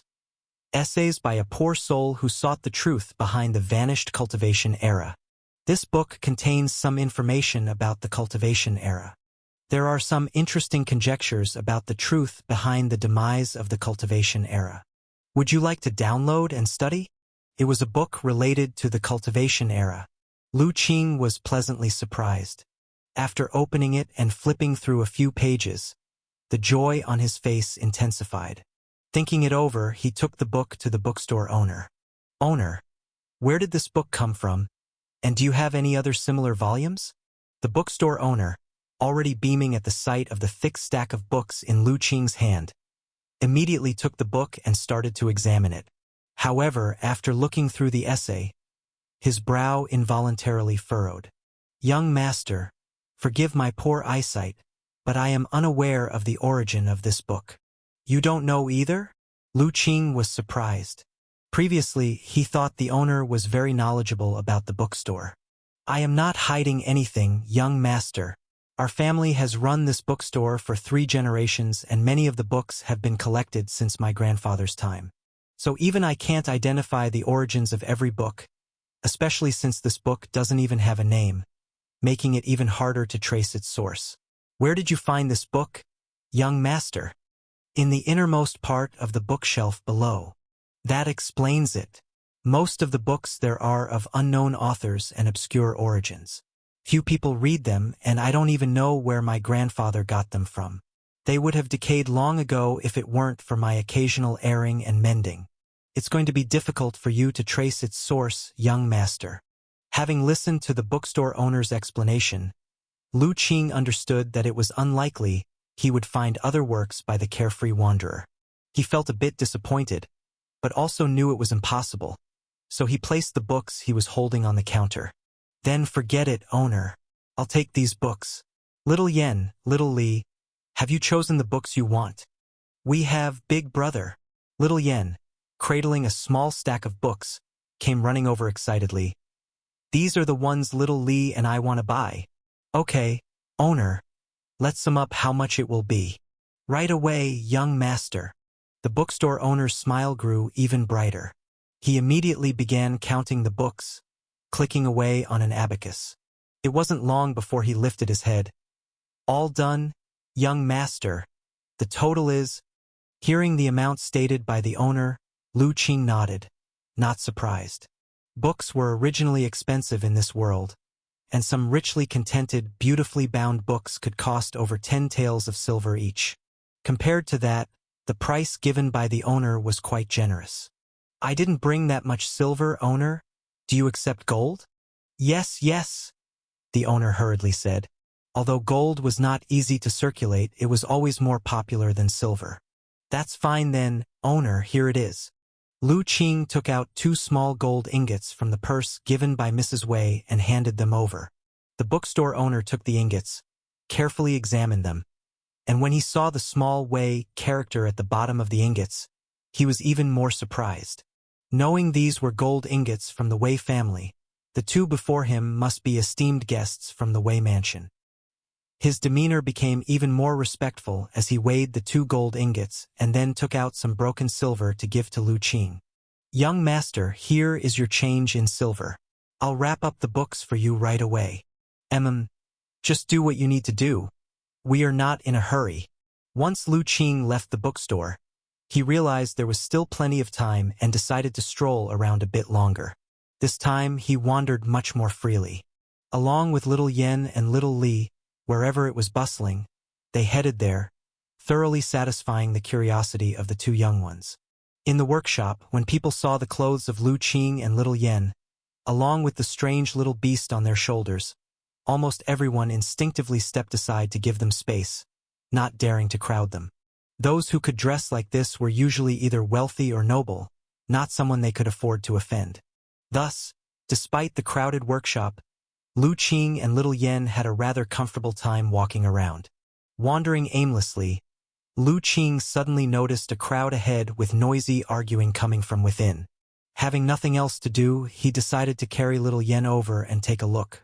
Upon getting closer, he saw that the stalls on both sides of the street were displaying jars and various old objects, and he realized it must be akin to the antique street from his previous life. As the arguing continued, Lu Qing carried little Yen and, with his strong physique, easily made his way into the crowd. At the front of the crowd, he saw a thin man with a pointed chin and whiskers styled in a Fu Manchu, gripping an old man's arm and shouting loudly, "Old guy, you broke my antique vase. If you don't pay today, don't think about leaving." The old man, wearing patched clothes, had a face now full of panic. He mumbled, "It wasn't me. I didn't even touch that vase. It fell over on its own." "Nonsense, my vase was fine. There was no wind or rain. How could it just fall over?" "It was obviously you who touched it," the Fu Manchu whiskered man retorted loudly. "I really didn't touch it. When I walked by just now, I was several feet away from your stall. How could I possibly touch it?" the old man timidly defended. "I don't care. All I know is when you walked by my stall, my vase fell, and if not you, then who? Today, you either pay up or come with me to the County Lord Mansion to see the official." Upon hearing about going to see the official, the old man panicked more.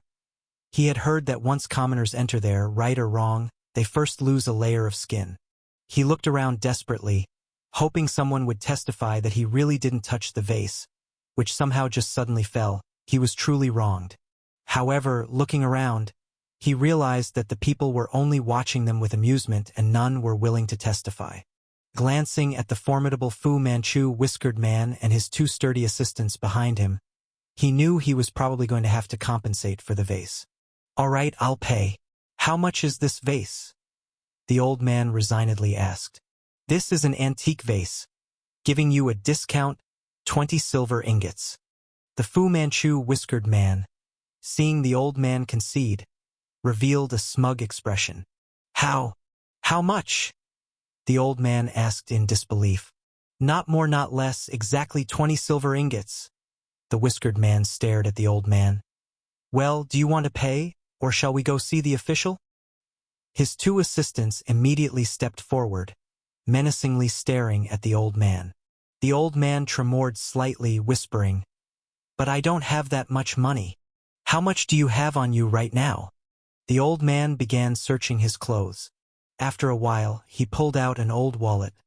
"I only have 3 silver ingots." Lu Qing had been watching from the sidelines. By now, he could tell the old man was being swindled. But as he didn't know the whole story and seeing that the surrounding crowd were just spectators, he didn't intend to interfere right away. Instead, he activated his superpower to assess the situation. He first looked towards the broken vase on the ground. A layer of gray light emerged. Broken vase. A newly shattered porcelain vase. Just as suspected. A look of realization crossed Lu Qing's eyes, and his gaze then shifted to the Fu Manchu whiskered man. A faint white light appeared. Chen Wenkai, nicknamed Jackal, notorious in the workshop, well known for swindling country folk and merchants from afar. Eyes sharp, adept at judging people, enjoys extorting farmers and traders from outside the town. By now, Lu Qing could fully understand the situation. Just as he was about to retract his superpower, his eyes swept over the old man holding the wallet. Suddenly, his whole body shook, his eyes displaying a look of shock. Chapter 210. The purple light reappears. A slap. Purple glow. How can this be possible? Lu Qing stared intently at the old man's ancient money pouch, his eyes filled with disbelief. At this moment, in his field of vision, a faint purple superpower light was emanating from the old money pouch. Although the light was faint, it appeared so dazzling to Lu Qing. Ever since coming to this world and awakening the superpower, he had only seen this kind of purple glow 3 times. The first time was when he received the inheritance from the Divine Talisman sect. The second was yesterday in the underground cave beneath Wei Mansion where he saw the leaving fire tripod. And now, the third time was this old money pouch. Could it be that this money pouch was also a spiritual artifact? The thought flashed through Lu Qing's mind. But before the information on the old money pouch could emerge, the man with the mustache suddenly snatched the money pouch, looked inside, weighed it in his hand, and then stuffed it along with the money pouch into his own bosom. 3 silver tael then, consider it my bad luck, old man. Be more careful when you walk next time. You're lucky it was my stuff you bumped into. I'm a kind-hearted person, so I'll let you off this time. If it had been someone else, they'd definitely have thrown you into the jail, the mustached man said viciously. Among the onlookers who knew the mustache man's true nature, those who saw him looking smug despite having gained an advantage all showed contempt. However, this guy had a brother-in-law working at the County Lord Mansion, who happened to be in charge of managing the workshop. They all had to make a living in the workshop and couldn't afford to offend him. So even if some people sympathized with the old man, in the end, no one spoke up. The old man stood still, his expression one of sorrow. The silver tael was the money he had just received this morning after selling his grain in the city. It was nearly half a year's savings for his family. He had planned to buy some gifts for his granddaughter, who had recently been learning sewing, but kept hurting her fingers with a poor-quality needle. The sight of it pained him. He had thought to take advantage of this trip to the city to buy her a good needle to bring back. He never anticipated such a sudden disaster, and now all the money was gone. Thinking about what he would say to his son and daughter-in-law once he got home, overwhelmed, the old man's head overheated, and with a surge of emotion, he suddenly let out a cry and charged towards the wall corner in front of the mustache man's stall. This sudden turn of events came as a shock, completely unexpected by everyone. The majority of the spectating crowd were commoners, none able to react quickly enough. They could only watch in horror as the old man rushed towards the wall corner. Just as the old man was about to be bloodied on the spot, the next moment, a figure appeared in front of him, gently pressing on the old man's shoulder, stopping his charge. It was a young man dressed in lavish clothes, holding a sprite-like little girl in his arms, and a peculiar little black beast perched on his shoulder, his face showing a slight smile. Old sir, even if you feel wronged, there is no need to seek death. Would that not cause pain to your loved ones and joy to your enemies? Seeing that someone had stopped the old man, everyone finally breathed a sigh of relief. The mustached man was even more startled and cursed loudly. Old fellow, what do you think you're doing? Fear lingered in the mustached man. If the old man really died in front of his stall, the County Lord Mansion would undoubtedly intervene, and even his brother-in-law might not be able to smooth things over for him. With that in mind, the mustached man glared at the old man again, saying viciously, "Old fellow, if you want to die, go somewhere else. If you pollute my stall, can you afford to compensate for it?" His ferocious appearance scared the surrounding people somewhat. Blather! Lu Qing, seeing the man still spouting vile words, grew stern, took a light step forward, and in an instant arrived in front of the mustached man. With an effortless slap, he struck the man's face, only to see the bearded man's body spinning like a torn sack, toppling to the ground, unconscious. Upon closer inspection, half of his face was swollen beyond recognition, and several teeth, mixed with blood, had fallen beside him. With the strength Lu Qing now possessed, even holding back 99% of his power, that slap was not something the bearded man's meager body could withstand. Being alive was already the result of Lu Qing deliberately showing mercy. But to suffer a disability in the future was certain. For the force behind Lu Qing's slap carried a whiff of soft energy, causing damage far beyond what was visible on the surface. The surrounding area fell into sudden silence. Everyone watched the scene in shock. Nobody could have imagined that this well-dressed young man, who had just been all smiles, could suddenly strike so ruthlessly. Looking at the bearded man's face, it seemed as though even if he were to heal, eating would pose a problem. Yet, for some reason, witnessing the bearded man in such misery, everyone felt an inexplicable sense of satisfaction rising in their hearts. Many merchants in the workshop had long found him displeasing to the eye.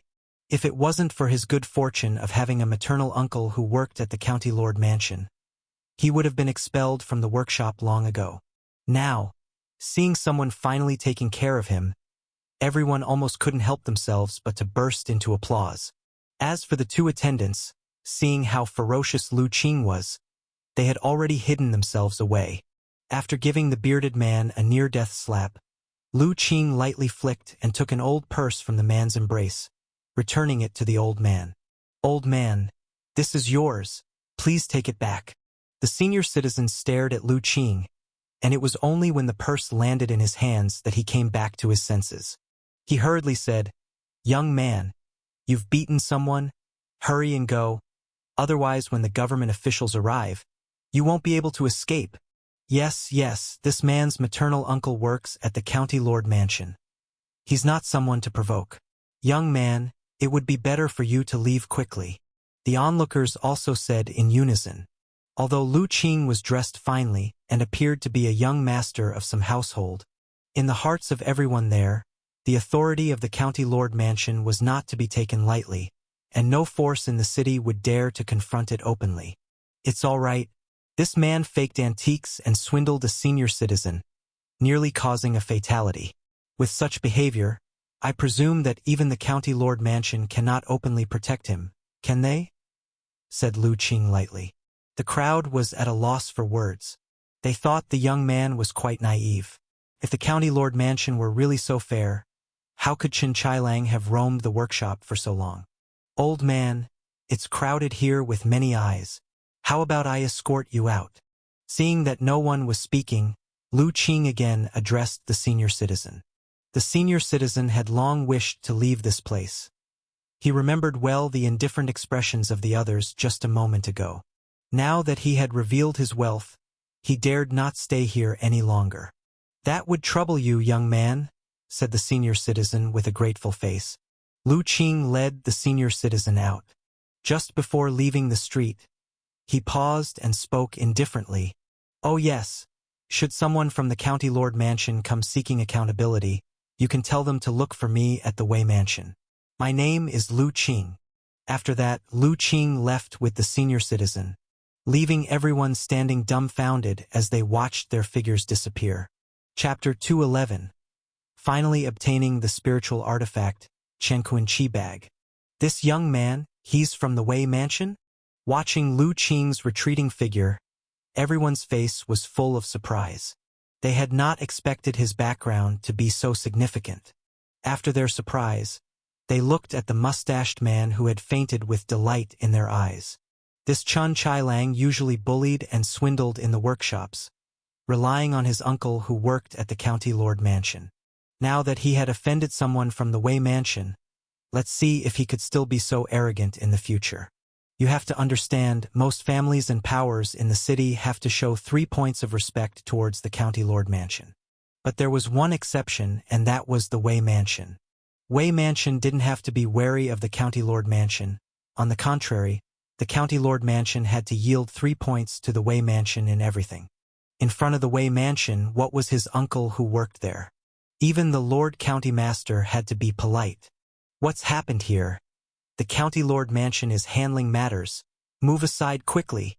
Just as everyone was happily taking misfortune for pleasure, a series of shouting voices came over, as several county retainers in their uniforms, led by the 2 previous shop assistants, ran towards them.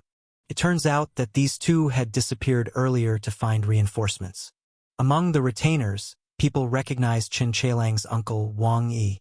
Despite showing disdain, they still gave way. Brother-in-law. When Wang Yi saw the sorry state of his brother-in-law, he could hardly believe his eyes. Half of his face was swollen like a pig's head, which was shocking to look at.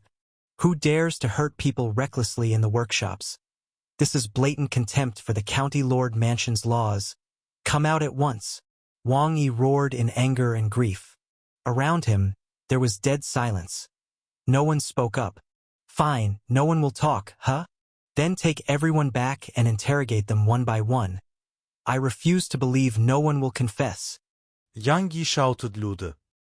His companions who had come with him were startled and hurriedly stepped forward to urge him in a low voice. Brother Wang, calm down.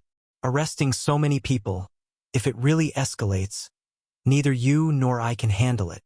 The people around heard that Wang Yi wanted to crazily arrest everyone.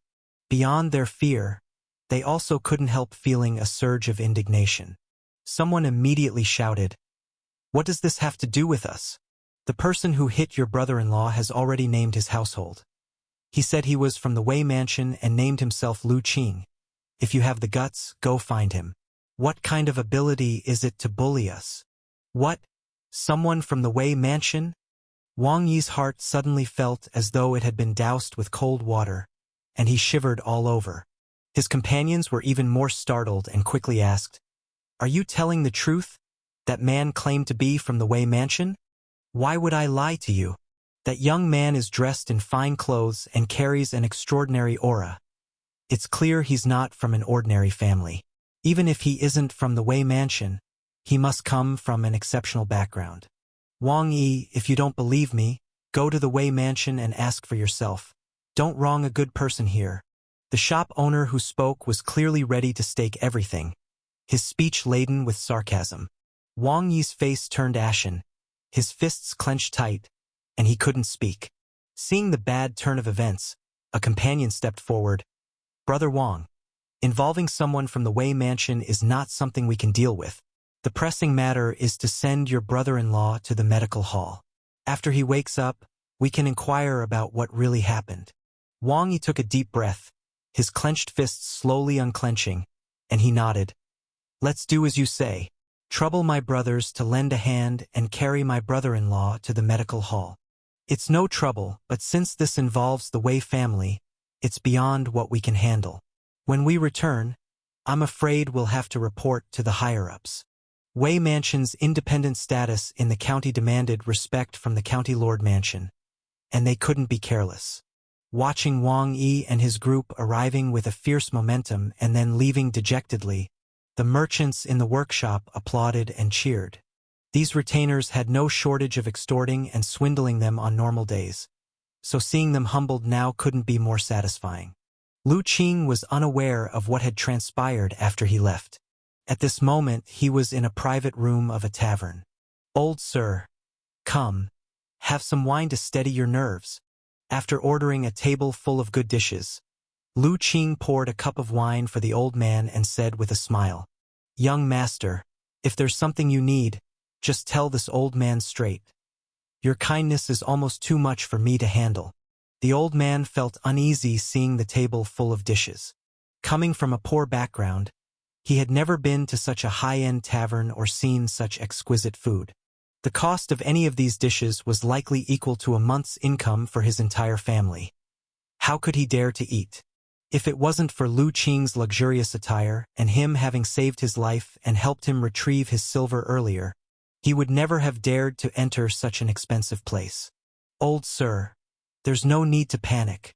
After giving little Yan a piece of chicken to eat, Lu Qing continued with a smile. I won't hide it from you. Actually, I do have a favor to ask of you. A favor to ask of me? The old man looked astonished, almost thinking he had misheard. Young master, you jest. Someone like you, what could I possibly help you with? Old sir, I wonder if you could show me that money pouch of yours? The money pouch? The old man was taken aback, only then realizing that Lu Qing was referring to the small pouch he used to carry his silver. Though unsure why Lu Qing would want to see that old pouch, the old man still took it out and handed it to Lu Qing. Naturally, he wasn't worried about Lu Qing having any ulterior motives. With the silver he had, he probably couldn't even afford the pot of wine in front of him, let alone catch Lu Qing's eye. Sure enough, after Lu Qing took the money pouch, he poured out the small silver pieces onto the table. He didn't bother to give them more than a glance, instead closely examining the pouch itself. Upon a close look, Lu Qing immediately noticed something amiss. The money pouch was old but exceptionally sturdy with not a single sign of damage. Moreover, its material didn't seem to be cloth but rather resembled some kind of animal hide, naturally adorned with faintly discernible and bizarre patterns that were difficult to make out without a careful look. After inspecting it, Lu Qing finally activated his superpower to look at the pouch. Before long, a faint purple light emerged from the money pouch. Chenkuan Chi Bag, low-grade spirit artifact, forged by a great divine power-possessing mana, using the outer skin of the space cloud beast as the primary material. Containing a microcosm inside, it has a vast space within it capable of storing items, along with the capability to absorb and exhale clouds and mist, and inhale and exhale wind, with the ability to refine living creatures. The space cloud beast is naturally gifted with a space divine ability, and the natural patterns on its hide contain a hint of the law of space. Due to the depletion of spiritual energy, the spiritual nature has greatly declined, the powers of the spiritual objects have dimmed, and their might is hardly 1/100th of what it once was. Reading the words that had appeared on the money pouch, Lu Qing was pleasantly surprised. Indeed, this was a spiritual artifact named the Chenkuan Chi Bag. Additionally, according to the information on the words, it was one of the legendary space-related items. What surprised him was that, unlike the leaving fire tripod, there was no inheritance left on this pouch. Even so, it was already enough to make Lu Qing thrilled. The elderly man on the other side, seeing Lu Qing examining an old pouch over and over, was completely perplexed. He didn't understand. Wasn't it just an old bag?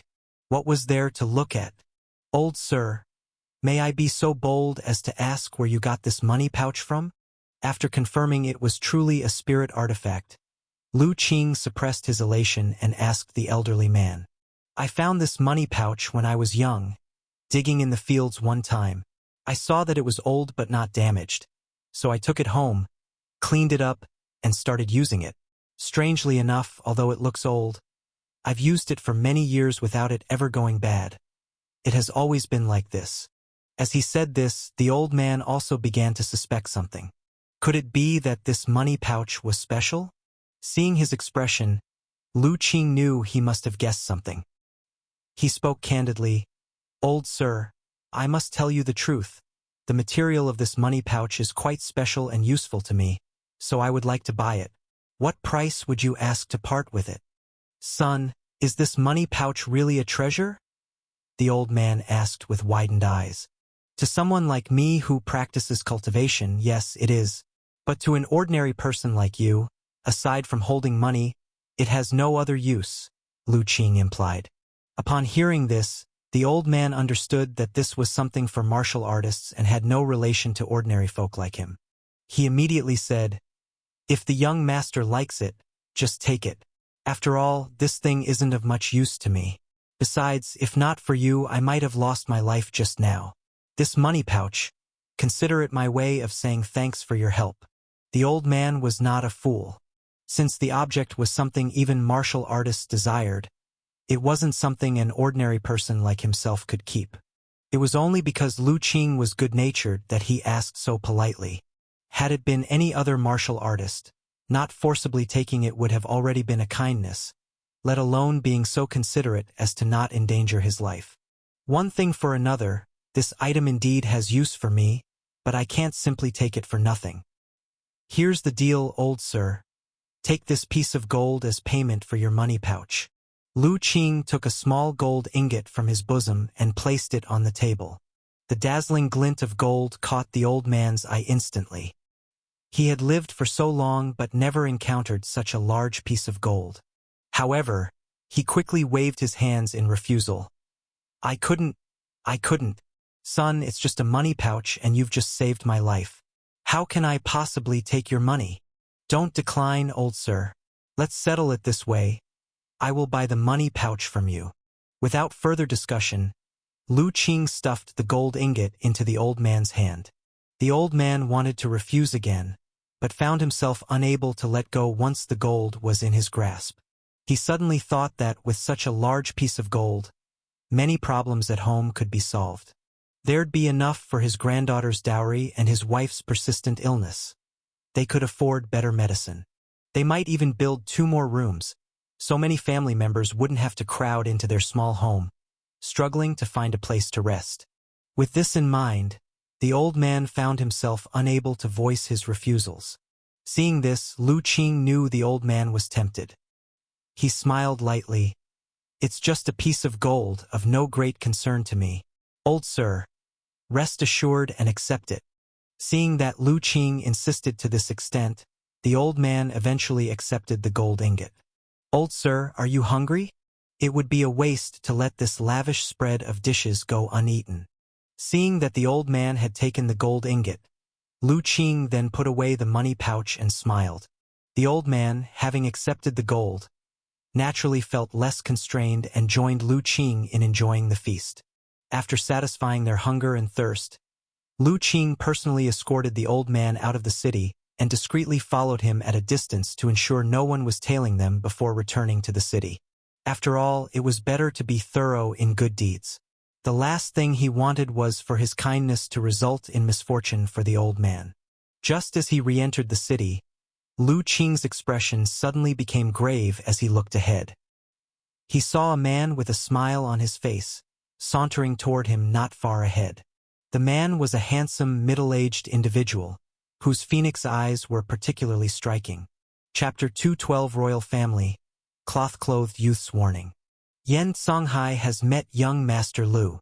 The middle-aged man with phoenix eyes approached Lu Qing with a smile on his face, yet directly exposed Lu Qing's identity. At that moment, the information about the newcomer also appeared in Lu Qing's vision. He saw a few words emerging amidst a rather strong red light. Yen Songhai, Song County Master, of royal blood, carefree and promiscuous personality, not particular about details, extremely curious. Cultivation. Postnatal internal organ realm great success.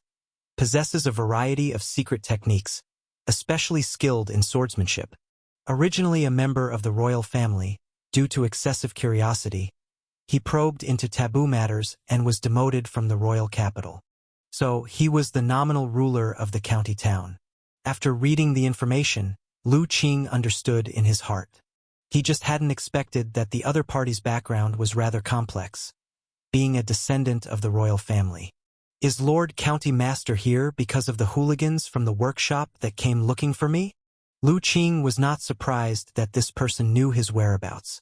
As a county lord, if he didn't have that much intelligence capability, that would be too incompetent.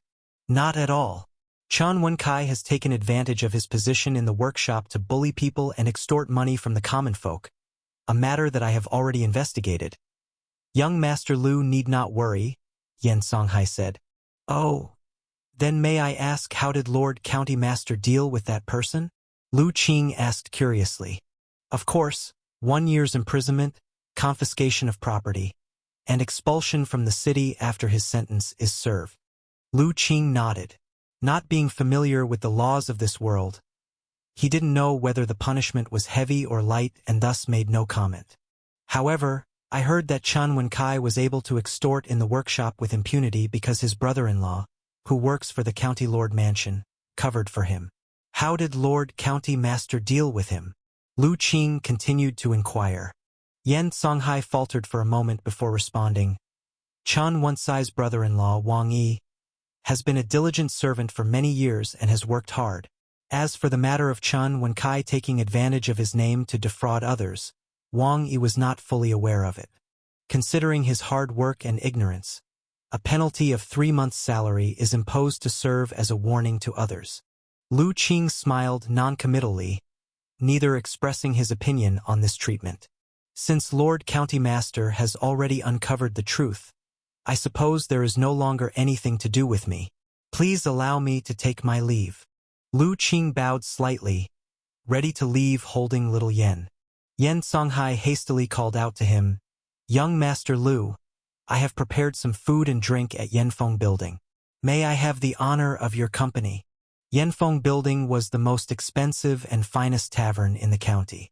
Lord County Master is too kind, but I have already eaten, and having been out for some time, I fear my master will worry. I must return early to report safety. I must decline your generous offer. However, Lu Qing promptly refused, slowly walking toward the direction of Wei Mansion, holding little Yen, leaving Yen Songhai behind, his face bearing a look of regret. "Ji Rue, why do you think he declined my invitation?" Once Lu Qing's figure disappeared, Yen Songhai suddenly spoke. "He doesn't like you." A figure appeared beside Yen Songhai, calm and indifferent, precisely the cloth-clothed youth. "Why would that be? I should not have offended him," Yen Songhai said, somewhat taken aback. "He took a dislike to you the moment he heard your handling of Wang Yi," the cloth-clothed youth stated blandly. "What was improper about my punishment?" Yen Songhai, search your heart and ask yourself, do you really believe that what Wang Yi said is true?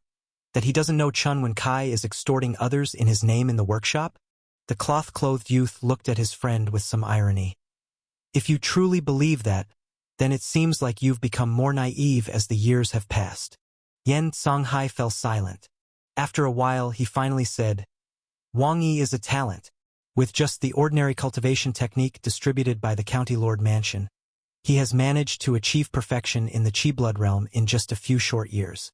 If we give him more resources, with time, he might reach perfect bones and muscles, or even step into the internal organ realm. You know, I have no one to use at my disposal right now. So you're pretending to be confused, wanting to give him a chance?" The cloth-clothed youth shook his head. "Yen Songhai, you've truly disappointed me. I thought being demoted to this remote Song County would clear your mind, but instead, you've become even more muddled. A mere perfect blood Qi realm has made you betray your own principles.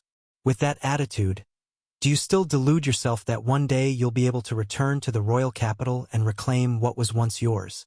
Yen Songhai, when did your tolerance shrink so small?" At these words, Yen Songhai trembled all over and his face suddenly turned a few shades whiter. The cloth-clothed youth saw this and shook his head, his disappointment deepening. He turned to leave. "Since young Master Lu dislikes you, I advise you not to provoke him. Don't be fooled by his mild demeanor. I can see that his propensity to kill is actually quite heavy. If you anger him, be careful that he doesn't just slaughter you outright." Lu Qing didn't know that such a conversation had taken place after he left. He had just returned to Wei Mansion with little Yen and little Li when he saw Wei Xinghe and Mrs. Wei walking out from the back garden. "Young Master Lu, little Yen, you're back. Did you have fun?" Mrs. Wei saw the two and greeted them happily. "It was all right," Lu Qing smiled. "The city is indeed very different from our countryside. Its bustling sights are overwhelming. Auntie, we went to many places, ate lots of food, and even bought books to bring back," little Yen said cheerfully as well. Because Lu Qing had advised her earlier on the way back, little Yen did not mention the incident in the workshop. "Young Master Lu bought books?" Wei Xinghe noticed the books Lu Qing was holding. "Yes, in our countryside, books are rare. Normally, when I teach little Yen and the others to read, I have to rely on the medical texts collected by my mentor. Since it's not often we come to the city, I bought some books to broaden our horizons. Little Yen, you're starting to read? Mrs. Wei was somewhat surprised. Yes. Little Yen can recognize many characters, the little one said proudly. Not just me. Little Li can read too. At that, Wei Xinghe and Mrs. Wei were genuinely astonished. Their gaze towards Little Li changed. This little black beast could actually recognize characters? Unfortunately, Little Li was always indifferent to people it wasn't familiar with.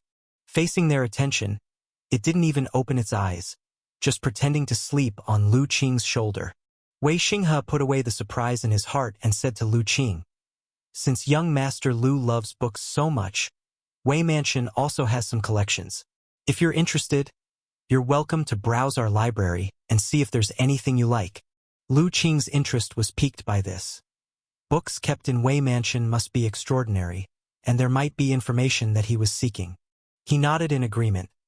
Then Lu Qing would like to thank Wei Family Master beforehand. After chatting a bit more, Lu Qing learned that housekeeper Wei was still at the Ma families and had not returned, and his mentor had been invited by Wei Shanhai to discuss insights into innate martial arts. Mrs. Wei also invited Little Yen and Little Li to the rear garden to play. With nothing else to do, Lu Qing simply made an excuse to go back to his room to rest. Back in his room, he carefully closed the door, and only then did Lu Qing take out his gains from the day. Chapter 213. The Cultivation Genius Abandoned by the Epoch. Lu Qing first took out the casual notes of the Carefree Wanderer. This time, after strolling around the city, Lu Qing made immense gains. Among them, the greatest finds were this book of notes and the Chenquan Qi bag. According to information discovered by his superpower, the notes contained some details about the cultivation era. Lu Qing was quite curious about that mysterious era. Thus, he decided to first make sense of this book. On inspecting the book, Lu Qing found that even its material was extraordinary. The pages were especially tough, suggesting a long preservation without damage. Do you wish to download and learn? Faced with the prompt in his field of view, Lu Qing chose yes. Downloading, current progress 1%, 2%, 3%, 97%, 98%, 99%, 100%. Download complete. Do you wish to commence learning? Lu Qing continued with the choice to learn. The next moment, a familiar sensation of assimilating knowledge emerged from the depths of his mind, and he gently closed his eyes. After a while, when he had digested the information in his mind, he opened his eyes, a hint of lamentation in his gaze. This carefree wanderer really was a tragic figure. Having absorbed the information from the notes, Lu Qing finally learned the deeds of the carefree wanderer. The carefree wanderer, in reality, was a cultivator from over 1,000 years ago.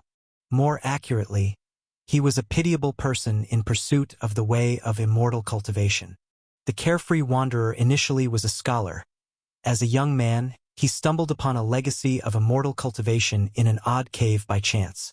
Coincidentally, his talent was also remarkable, perfectly fitting that legacy. Just like that, armed with the legacy he obtained from the strange cave and some resources, he managed to self-learn and break through limitations without any guidance, entering the Qi refining realm and becoming a bona fide cultivator. Later, he even exploited the resources of the cave to break through ranks rapidly, entering Qi refining perfection within a mere decade and some.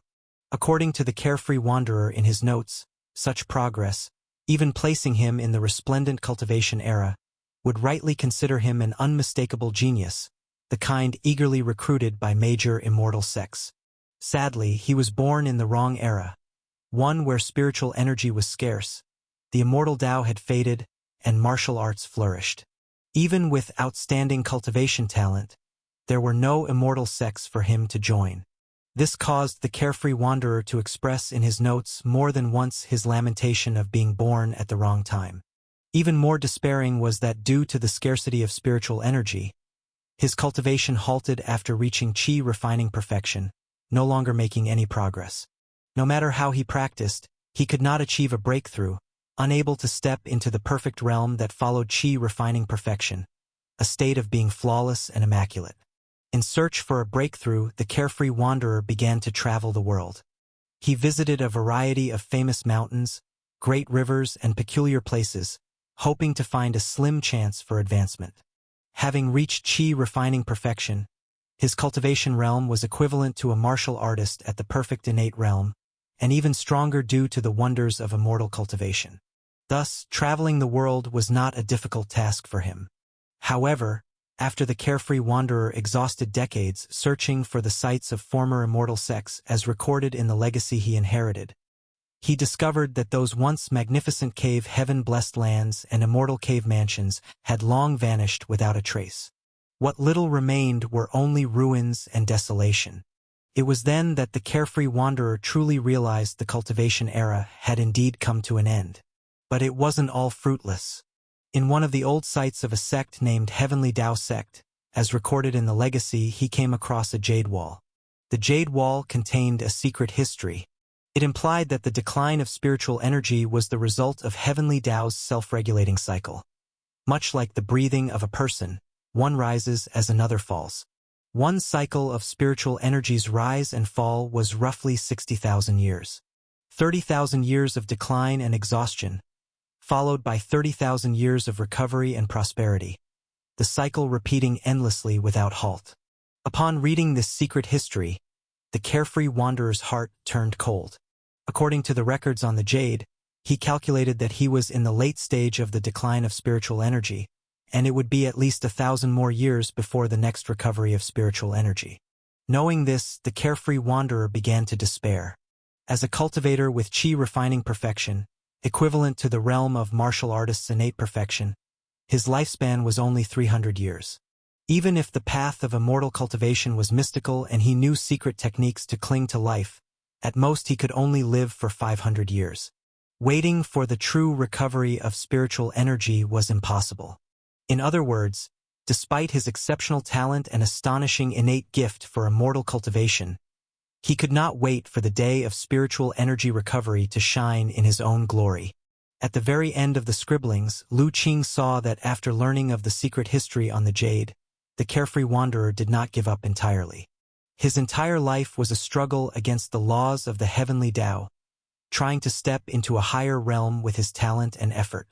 In the centuries that followed, he made many attempts, seeking various secret lands, absorbing the residual spiritual energy, practicing martial arts, and even delving into the shocking path of insect witchcraft. But all these attempts ultimately ended in failure. Until the time of his passing, he was unable to break through the chi refining perfection to step into the higher level of the foundation establishment realm. After finishing the record of the carefree wanderer's life in the scribblings, Lu Qing remained silent for a long time. This was the second time he was deeply moved by someone's life story. The first was Li Weitian, the second was this carefree wanderer. However, compared to Li Weitian, the carefree wanderer's life seemed more tragic. Li Weitian's end could be said to have been partly his own fault. Had he not wasted too much time in his early life on striving to be better than others, he wouldn't have been forced to rush through his breakthrough with insufficient accumulation and ultimately pass away. But the carefree wanderer was different. He pursued the immortal Tao all his life, cultivated diligently, and never slackened. Fate, however, played a cruel joke on him, having him born in the wrong era. Despite possessing extraordinary talent for immortal cultivation, due to the lack of spiritual energy, he was trapped in the realm of chi refining perfection for his entire life, ultimately dying of old age. A tragic genius abandoned by the era of cultivation. Lu Qing felt deeply moved and sighed at the carefree wanderer's fate. In an era lacking spiritual energy, without any guidance, he managed to cultivate on his own to chi refining perfection. Had the carefree wanderer been born in the prosperous era of immortal cultivation, it was hard to imagine what heights he could have achieved. Alas, there are no ifs in the world. Being born in the wrong era sealed the carefree wanderer's tragedy. After dwelling on the carefree wanderer's life for a while, Lu Qing also turned his attention to another matter. According to what the carefree wanderer noted in his writing, his era was at least 1,000 years away from the period of spiritual energy recovery calculated by the Heavenly Tao sect.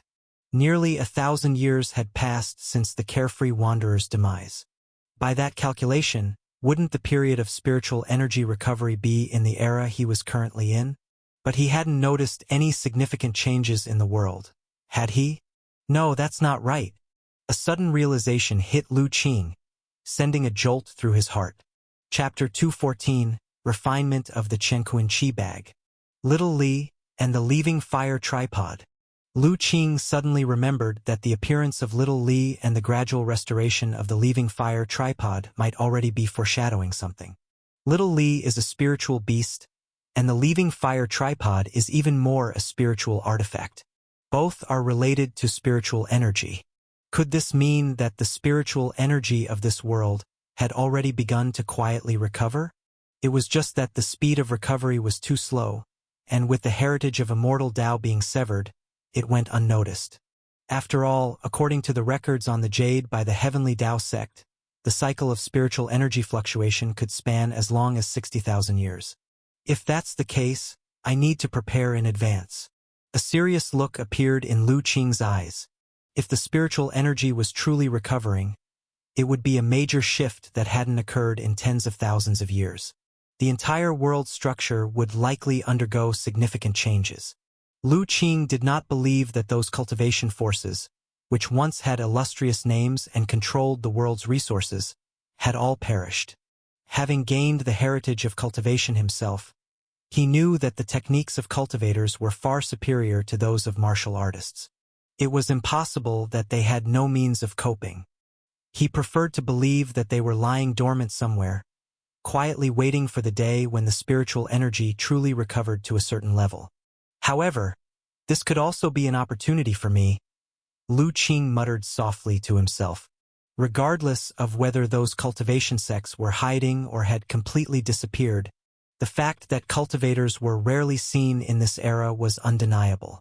Because, before the complete resurgence of spiritual energy, Lu Qing might use this opportunity to gain the upper hand. Just like this time, he had obtained a spiritual artifact almost without any cost. One must know that even at the peak of the cultivation era, spiritual artifacts were still extremely precious. Many smaller sects had none at all, and some larger sects might have only one or two spiritual artifacts, serving as the foundation to suppress their sect's fortune. That he could obtain one so effortlessly was indeed great fortune. Lu Qing took out the Qianquan Qi Bag. He gently caressed the patterns on the Qianquan Qi Bag.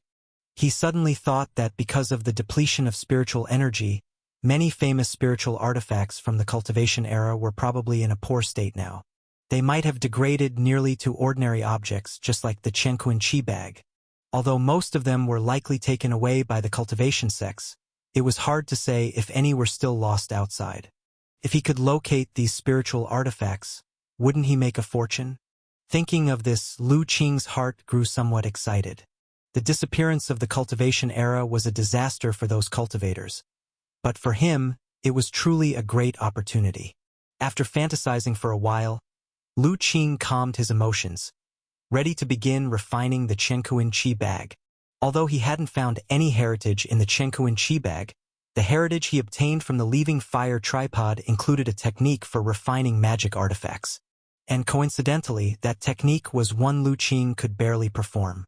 Holding the Qianquan Qi Bag, the divine soul power surged within the divine aperture between Lu Qing's eyebrows, threading out a wisp toward the inside of the Qianquan Qi Bag. Quickly, he sensed the restrictions inside the Qianquan Qi Bag.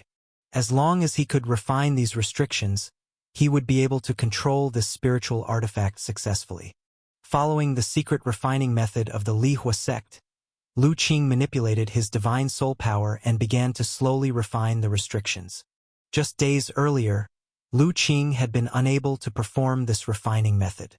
But last night, after he had condensed the third God Soul rune and formed a framework for the Lifebound Talisman, his divine soul power had greatly progressed, albeit barely sufficient.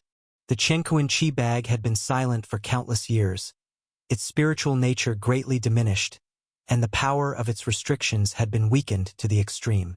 Lu Qing's refinement process went very smoothly, taking hardly any effort to subdue the control restrictions. When the final layer of restriction had been penetrated by his divine soul power, Lu Qing suddenly felt a shock in his heart and spirit. A stream of information entered his mind. With a thought, he immediately understood the various marvelous functions of the Chenkuan Qi bag. First and foremost, it was as he had previously discovered using his superpower. The Chenkuan Qi bag was a magic artifact with spatial attributes. Not only did it contain vast space inside, but it could also store objects and allow living creatures to temporarily survive within. In addition to that, it harbored an array within it that could swallow clouds and exhale mist, altering the climate within 10 miles, breathing in air and blowing out wind, unleashing powerful celestial gales and lethal winds to annihilate enemies. Indeed formidable. Of course, these marvelous uses belong to the Chenkuan Qi bag's period of prosperity. Nowadays, with the depletion of spiritual energy, the Chenkuan Qi bag had not been nourished by spiritual energy for too long, and its arrays and restrictions inside were extremely weak, almost stagnant, difficult to activate. For now, Lu Qing could only use its function to store objects, and it could only collect inanimate objects, unable to take in living beings. These were all within Lu Qing's expectations, so he felt no disappointment. If the array and restrictions of the Chenkuan Qi bag had not been weakened to the extreme, given his current realm, he would not have been able to so easily refine and control a spiritual artifact. He was still clear about the gains and losses involved. With a slight movement of thought, Lu Qing's heart and spirit had entered a mysterious space. This space was quite vast, empty and desolate to look upon. Lu Qing's expression shifted, and the next moment, his heart and spirit arrived in a corner of the space. Looking at the items there, he was somewhat surprised. Could these be the spiritual materials left by the previous master of the Chenkuan Qi bag? With a thought, suddenly a small pile of items appeared on the floor of the room. These were precisely the items that Lu Qing had taken out from the Chenkuan Qi bag. They were over 10 jade bottles, some dried-up herbs, and several large pieces of black, iron-like material. Lu Qing first examined the jade bottles. He found that they were either empty or that the elixirs inside had long turned into muddy dregs, utterly useless. He then used his superpower to examine the dried-up herbs. He discovered that they were indeed spiritual medicine, but without exception, all had withered away and lost their medicinal power. Lu Qing felt somewhat disappointed but also understood that this was normal.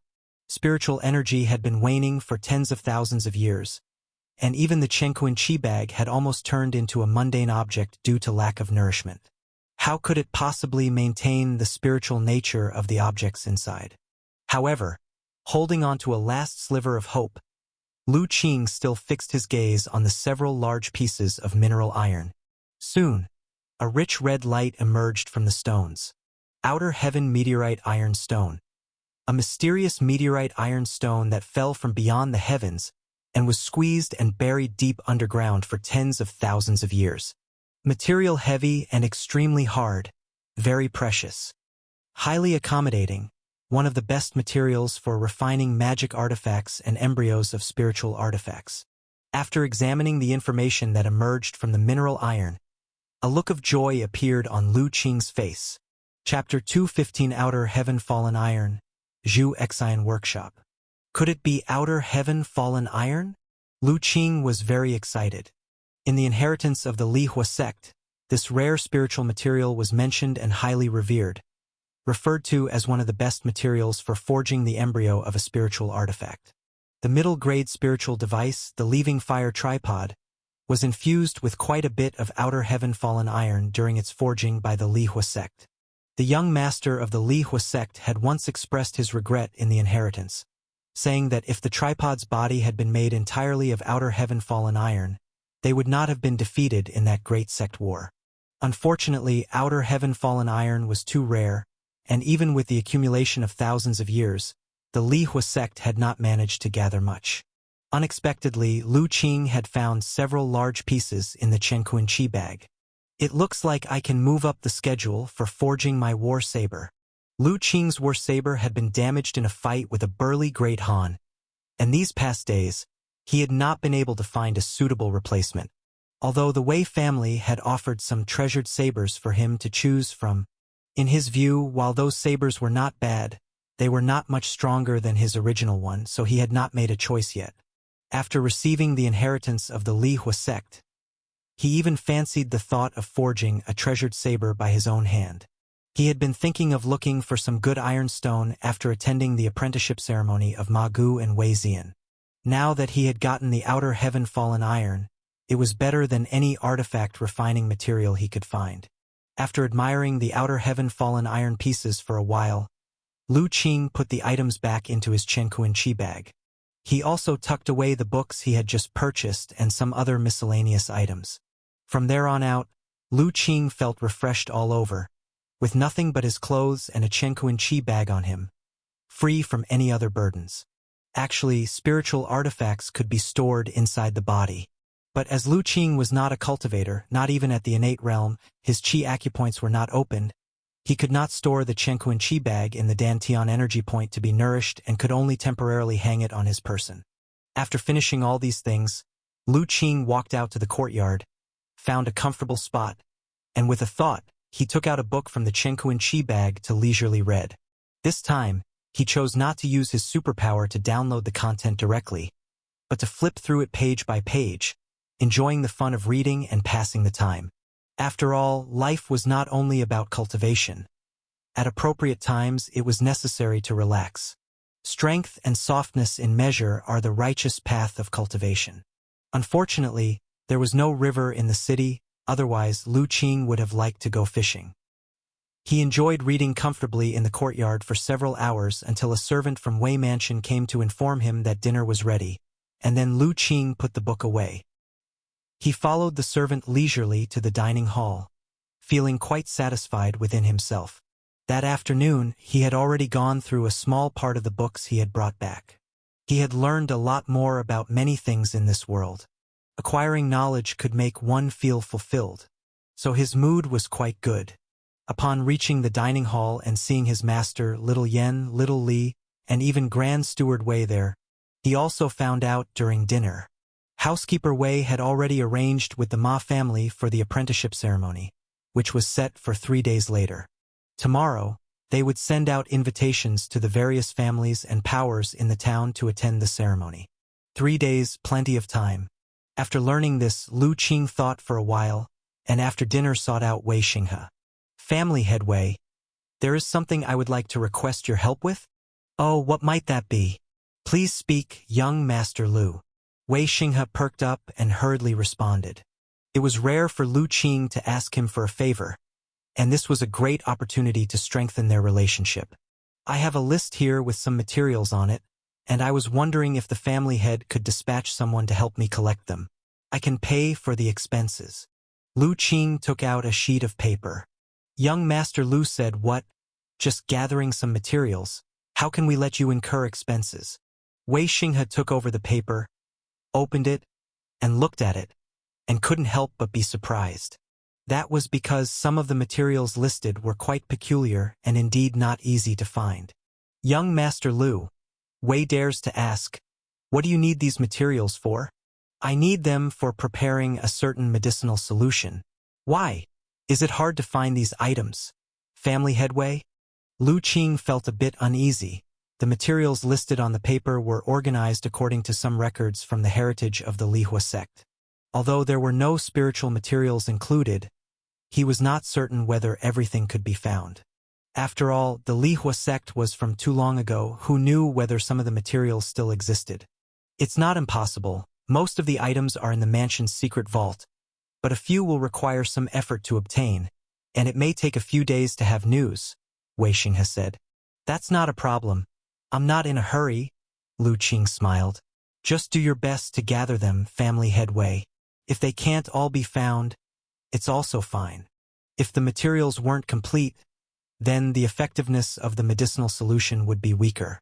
He would just have to put in more effort and it wouldn't have too much of an impact. Then I will arrange for someone to search for them shortly.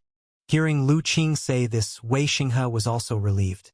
However, he had already decided in his heart that he must handle this matter well. It was rare for Lu Qing to ask him for help. Such opportunities were few and far between. Oh right. There is one more thing Lu Qing would like to ask family head Wei about. Speak freely. I wonder, in this county, Which blacksmith shop is the best? The next morning. Young Master Lu, this Zhu Xian workshop is the finest blacksmith shop here. The owner, Master Lin, with his fiery fire hammer technique, is incredibly skilled, almost on par with a grandmaster of weapon crafting. Standing in front of a blacksmith shop, housekeeper Wei introduced it to Lu Qing. Lu Qing looked at the dazzling array of weapons inside, as well as the faint, warm air emanating from within, and nodded. Then I'll trouble Grand Steward to facilitate. Housekeeper Wei, you've come. The owner is waiting inside. Please come in quickly. At that moment, a middle-aged and portly man with the appearance of a manager hurried out from inside and bowed.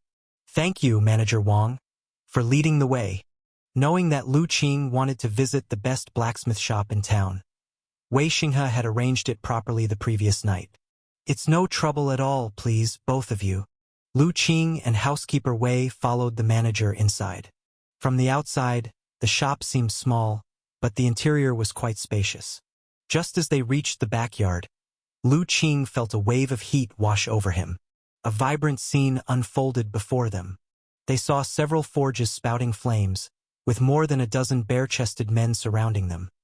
Some working the bellows, some forging iron blocks, and others quenching the metal. Each person had their role, busily crafting various items. Among them, a short but very robust old man with red cheeks and thick arms was walking back and forth with an air of authority, occasionally scolding a worker to correct their technique. The middle-aged manager rushed over to report to the elder. The old man turned to look in their direction and immediately walked over. Housekeeper Wei honors us with his presence. Lin has not come out to welcome you from afar. Please accept my apologies. The elder bowed with his hands clasped together, his voice booming. Master Lin speaks too modestly. The one who should apologize is me. I knew you were busy and still I disturbed you, Housekeeper Wei said with a smile. Ha ha! What disturbance? You're much too polite, Housekeeper Wei. Having you visit our small shop is an honor for our Zhu Xian workshop. The elder waved his hand dismissively and laughed heartily. Then he turned his gaze to Lu Qing. This gentleman must be the young hero you mentioned in your invitation letter, who wanted to visit our Zhu Xian workshop, right? Chapter 216, Just a Basic Understanding. Master Wei informed that young Master Lu is a distinguished guest at Wei Mansion. He is greatly interested in casting and wanted to visit the best blacksmith shop in the county. So I brought him to yours, Master Lin. Housekeeper Wei introduced. Hello, Master Lin. Lu Qing bowed slightly as a greeting. At that moment, in his field of vision, he saw information about the old master craftsman. Lin Tietue, owner of Zhu Xian Workshop, an old blacksmith with exquisite skills, charismatic and forthright. Cultivation, great success in the postnatal muscle-bone realm, skilled in hammer skill. This name is quite down to earth. Lu Qing thought to himself. Nice, nice. But Housekeeper Wei, you flatter me too much. If old man Wang next door heard this, he would definitely challenge me to a competition. Even though Master Lin's face was filled with smiles and he could hardly suppress his joy, he replied modestly. Housekeeper Wei gave a slight smile and said no more.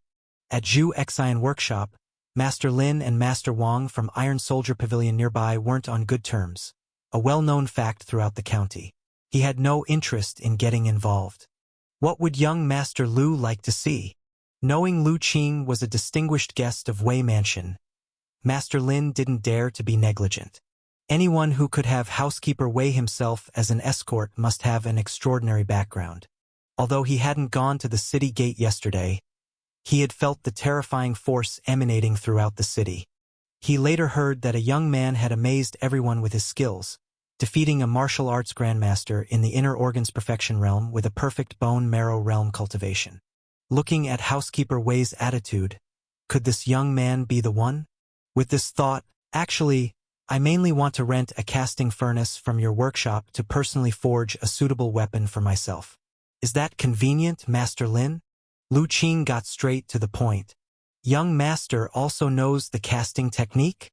Master Lin was quite surprised. Lu Qing's demeanor didn't have the slightest air of a blacksmith. His hands were smooth and uncalloused, not at all like someone skilled in casting techniques. I know a little, but I'm not yet proficient, and need more practice. Master Lin immediately understood that Lu Qing wasn't skilled in casting. It was just a spur-of-the-moment desire to personally forge a weapon for fun. He had encountered such young masters before, so he wasn't too surprised. Of course you can. Which furnace does young master have his eye on? I'll clear it for you right away. If it were anyone else making such an unreasonable request, Master Lin would be very displeased. But since Lu Qing was a distinguished guest of Wei Mansion, and Housekeeper Wei was with him, an individual likely capable of defeating a martial arts grandmaster, he knew that concessions were naturally warranted in the face of such a presence. Master Lin, please choose for me something with strong firepower, said Lu Qing. Then furnace number 1, it has the strongest airflow and highest temperature. It can even forge fire rock steel, which should meet young master's requirements. Master Lin pondered briefly before giving his opinion directly. Then I'll go with Master Lin's recommendation. Fire rock steel, Lu Qing knew, was a mysterious steel with a very high melting point, typically found near volcanoes. If even that kind of mysterious steel could be forged, then indeed the firepower of furnace number 1 was formidable. It barely met his requirements. Soon, Master Lin had cleared furnace number 1 for use. Young Master Lu, please, may I know what kind of weapon you intend to forge? This isn't urgent. I'd first like to practice a bit to familiarize myself with the process. Hearing this, Master Lin became even more convinced that Lu Qing really just came to play. Not even familiar with the casting process, how could he possibly forge a good blade? Master Lin, if you are busy, you can go about your own affairs first. There's no need to specially accompany me. Lu Qing said with a smile. It's no trouble. Lately there haven't been any special orders in the workshop, and this old man is also idling around with nothing to do, so I can watch young masters forging technique. How could Master Lin dare to let Lu Qing mess around by himself here? If he got injured, Master Lin would not be able to bear the responsibility. However, he still shooed away those who wanted to watch and his disciples, to avoid disturbing Lu Qing. Lu Qing smiled, understanding Master Lin's thoughts. He did not expose them, and after choosing for a while, he finally picked a medium-sized hammer. Master Lin, may I use some materials from your workshop? Asked Lu Qing. Feel free to use them, immediately replied Master Lin. After all, the materials on the furnace were just ordinary iron bars. Even if they were ruined, he wouldn't mind. Lu Qing looked at the materials on the furnace and found they were indeed just ordinary raw iron bars, so he then began using them with ease. Holding the hammer in his right hand and clamping a red-hot iron bar from the coal furnace with his left, he placed it on the anvil. Then, he activated his superpower and entered learning mode. The hammer technique from the Lihua sect heritage flowed through his mind, and various insights emerged. Ding! Lu Qing smashed the hammer onto the iron bar, and a crisp sound resounded. Master Lin's heart initially jumped, but soon his face showed an expression of understanding. Indeed, this young Master Lu was not adept in blacksmithing skills. This hammer strike, although strong, lacked skill. The force applied was incorrect, making it appear quite unfamiliar. Hammering this way, it would be difficult to beat out the impurities from the raw iron. However, he did not offer any suggestions and just watched quietly. After hammering a few times, Lu Qing also noticed something was wrong, and he stopped to think quietly. Master Lin, seeing him remain silent for a while, was considering whether to offer some advice when Lu Qing once again raised the hammer. Ding! Lu Qing hammered down again. But this time, Master Lin's eyes involuntarily widened slightly, revealing a hint of surprise, because this hammer strike from Lu Qing was completely unexpected. As a seasoned blacksmith who had immersed himself in casting for decades and handcrafted countless weapons and tools in his lifetime, Master Lin's forging skill had reached an exceedingly high level.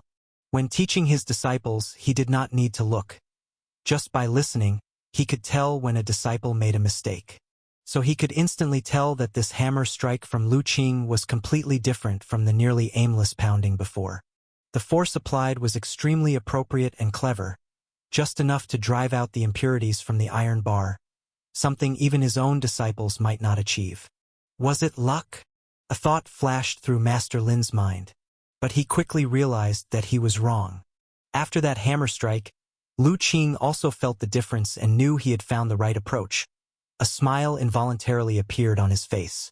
He did not stop, continued to raise the hammer, and hammered down again. In the time that followed, Lu Qing continued like this, hammering and folding the iron bar one strike after another. During this process, Master Lin's eyes grew wider and wider, eventually leaving him utterly dumbfounded. Chapter 217, Practice Work, 100 Refined Sword Core. Ding! Ding! Ding! In front of furnace number 1 at Zhu Xian Workshop, Lu Qing had been hammering the iron bar for several hours. Yet, he seemed not tired at all. His hand was always so steady, and he hadn't even sweated a single drop. It was as if he wasn't standing by the hot forge but rather in a cool mountain valley. Outside furnace number 1, other people had already gathered. Like Master Lin, they all stared, dumbfounded at the scene. The entire backyard fell silent, leaving only the rhythmic sound of Lu Qing's hammering. Finally, after an unknown amount of time, Lu Qing finally stopped forging. By then, the iron bar in his hand had already transformed, taking the shape of a sword embryo. Hiss! Lu Qing plunged the sword embryo into the cold water, and a burst of steam rose. After the sword embryo cooled down, he clamped it out and observed attentively. A faint red light emerged from the sword embryo. 100 Refined Sword Core. A sword embryo formed through repeated folding and forging has reached the 100 refinement level. Only through 1,000 hammer strikes and 100 foldings can a device be made. This sword embryo has the foundation to become a treasure sword. It reached the 100 refinement level? Lu Qing was somewhat surprised. Just now, he had been immersed in mastering the hammering technique in his mind and hadn't counted how many times he had folded and forged the iron bar. It was unexpected that he had forged it into 100 refinement steel in one go. Seeing Lu Qing examining the sword embryo, Master Lin, who had been anxiously waiting outside, couldn't wait any longer and rushed in. Young Master Lu, may this old man also have a look at this sword embryo? Of course, this was made using the materials from your workshop. Lu Qing handed over the sword embryo. Master Lin received the sword embryo with both hands and scrutinized it carefully. When he saw the special forging pattern on it, his heart shook, and he couldn't help but blurt out, 100 Refined Sword Core. What, Master, is it true? This sword embryo has really reached the 100 refinement level. The other blacksmiths couldn't believe what they heard. They had not watched Lu Qing forge from the beginning to the end, so they were not aware of how many times Lu Qing had folded and forged the sword embryo. What? Now you even doubt my judgment? Master Lin, upon hearing this, immediately frowned and retorted. Not at all, not at all, we would never dare to question your judgment, sir. The disciples shivered and hastily responded with a laugh. Still, their hearts were deeply shocked. Their view of Lu Qing had completely changed. They recalled Lu Qing's previous comment about understanding a little about forging. Merely an understanding, yet in just one morning he had forged a sword embryo of the 100 refinement level. Even their master rarely managed to do that. Who exactly was this young Master Lu? Master Lin's heart was equally stunned. He was not incapable of crafting 100 refinement level weapons. Being a casting master with skills approaching those of a great master, he had once managed to forge weapons of 500 and even 700 refinements. However, such weapons required him to prepare extensively, spending a great deal of effort and time. If the standards were strict, it might take a year and a half to forge just one. Even for a 100 refinement weapon, he would need several days to complete. Yet, under his very eyes, Lu Qing had forged a 100 refinement level sword embryo in just a few hours. This efficiency far surpassed his own. How could Master Lin not be astonished? Yet, what astonished Master Lin the most was not the 100 refined sword core itself, but the state Lu Qing had exhibited during forging. He was utterly focused, without a trace of distraction, error-free from start to finish. Every move he made was like a union of heaven and man, full of beauty and power in his hammer skill. If Lu Qing weren't so young, he might have suspected this was a great master disguised, playing a joke on him. By now, Master Lin knew that Lu Qing had been modest in his earlier words. He laughed, having truly thought the young man knew nothing of forging. Housekeeper Wei, who had been silent all this while, was also very surprised. He knew that a genius like Lu Qing couldn't be judged by common standards. But still, seeing him forge a 100 refinement level sword embryo left him somewhat stunned.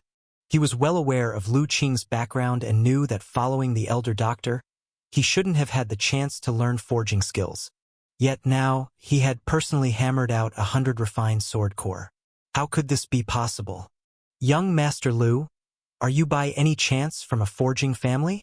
Master Lin asked respectfully. If his earlier respect was to compliment Lu Qing as a distinguished guest of Wei Mansion, now the respect came genuinely from within. A young man whose forging skills subtly surpassed his own. Such a person could not possibly come from a simple background. Not at all, I just happened upon some forging legacy and was tinkering with it by myself with no formal mentorship. No mentorship? Master Lin drew in a breath of cold air, even more astonished. Without mentorship, yet able to refine forging skills to such an extent. He couldn't even imagine just how high Lu Qing's talent in forging was. Facing the astonishment of those around him, Lu Qing felt no pride. With his current realm of cultivation, coupled with the help of superpower, learning a hammer skill naturally wouldn't take much time.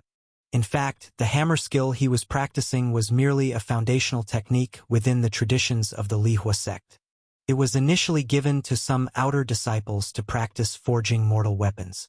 The truly profound techniques of artifact refining, which involve stirring innate true fire in the blink of an eye, melting materials, embedding spells, drawing upon nature's spiritual energy to forge magic artifacts and spiritual artifacts, were indeed techniques that transformed the decayed into the magical.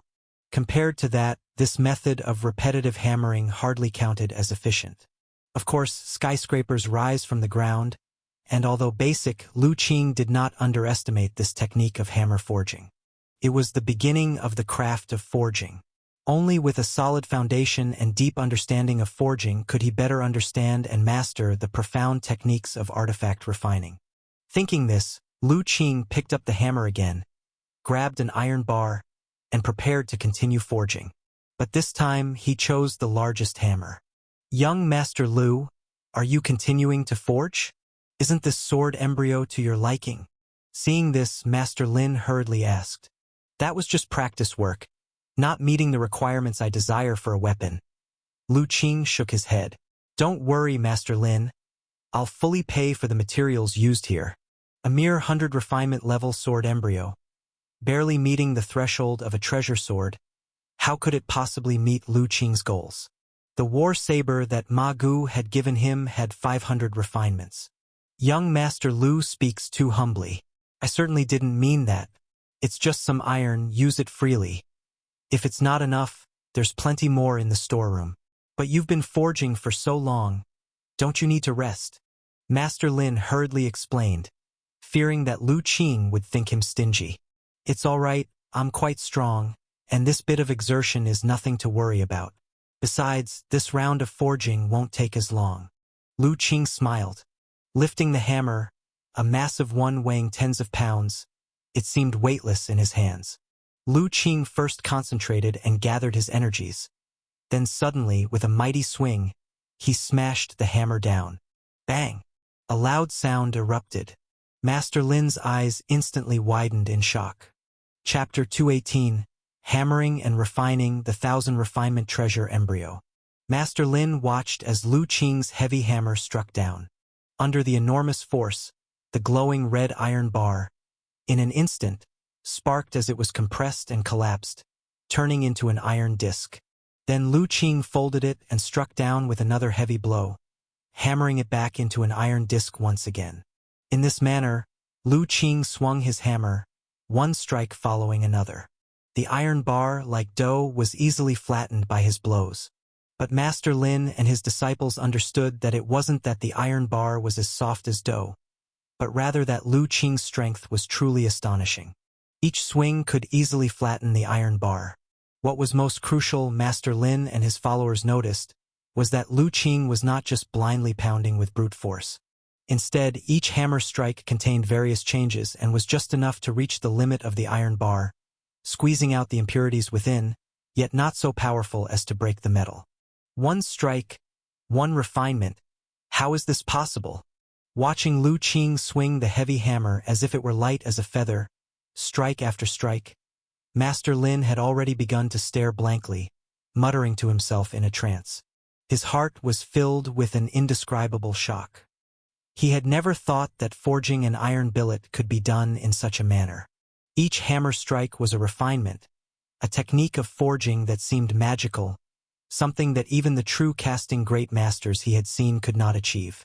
Yet it was happening vividly, right before his eyes. Clang, clang, clang. In the backyard of Zhu Xian workshop, Lu Qing continued swinging his heavy hammer, each blow releasing a colossal force that shook the entire backyard. Everyone, captivated by the display of power and beauty, lost themselves in the moment. Housekeeper Wei was no exception. Possibly because of his higher cultivation, he was even more capable of appreciating just how terrifying Lu Qing's hammer skill was. He estimated that even with his realm at the great success of the internal organ realm, he feared he might not be able to withstand a few blows from Lu Qing. In this way, Lu Qing continued to hammer tirelessly for more than an hour. Suddenly, he felt something, stopped folding and hammering, and began shaping the iron bar in his hands. Gradually, the iron bar he held began to change shape, forming the outline of a sword. Clang! With another strike, amidst a shower of sparks, Lu Qing finally stopped hammering and put the sword embryo that had taken shape into cool water. Assissus. Under the mist of steam, Lu Qing took out the sword embryo, gazing at it intently. A rich red light emerged from the surface of the sword embryo. 1,000 refined sword mold. A sword embryo formed through repeated folding and hammering, having reached the level of 1,000 refinement. Only through 1,000 hammerings and 100 refinements can one create a finished piece. A sword embryo of 1,000 refinement level has the potential to become a magic artifact. Limited by the material, this sword embryo has reached its limit. Continuing to hammer and fold it will not improve its quality. Indeed, after seeing the information on the sword embryo, Lu Qing came to a realization. While hammering before, he had already sensed it. He felt that the iron bar had reached its limit, and continuing to fold and hammer would be meaningless. It seems that mortal iron, after all, is just mortal iron and cannot be endlessly folded and hammered to improve its quality. 1,000 refinement level was already the utmost quality for these iron bars. Lu, young Master Lu, may this old man have a look at this sword embryo? At this moment, Master Lin asked with a trembling voice. His eyes were filled with hope. Of course you may. Lu Qing casually passed the sword embryo to the older master craftsman. Master Lin reverently took the sword embryo in both hands and scrutinized it closely. This time, his apprentices could no longer bother with the proprieties of master and disciple. They all crowded around to inspect the sword embryo. The sword embryo that Lu Qing had forged this time was slightly smaller than the last one because he had hammered out all the impurities within it.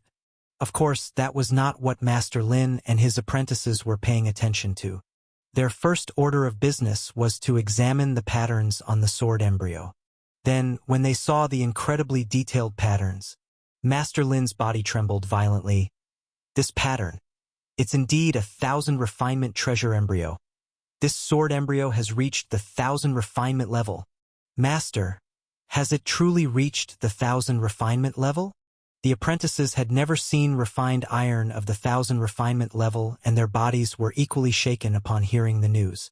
It's unmistakable. The fine pattern is like fish scales. This is the mark of 1,000 refinement treasure. Upon hearing their master's utterly certain tone, all the disciples were stirred. They all jostled together, passionately studying the sword embryo, wishing their eyes could stick to it. For an iron smith, The opportunity to see ironware of the 1000 refinement level was an immense honor indeed. Cradling the sword embryo, Master Lin looked at Lu Qing with somewhat trembling lips.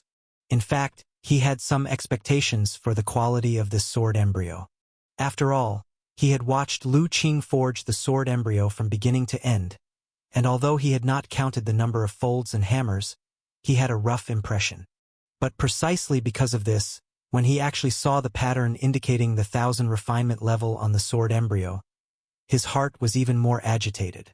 Because during the forging, the skills Lu Qing displayed were truly heart-stopping. Hammering and refining stroke by stroke, such miraculous techniques really existed.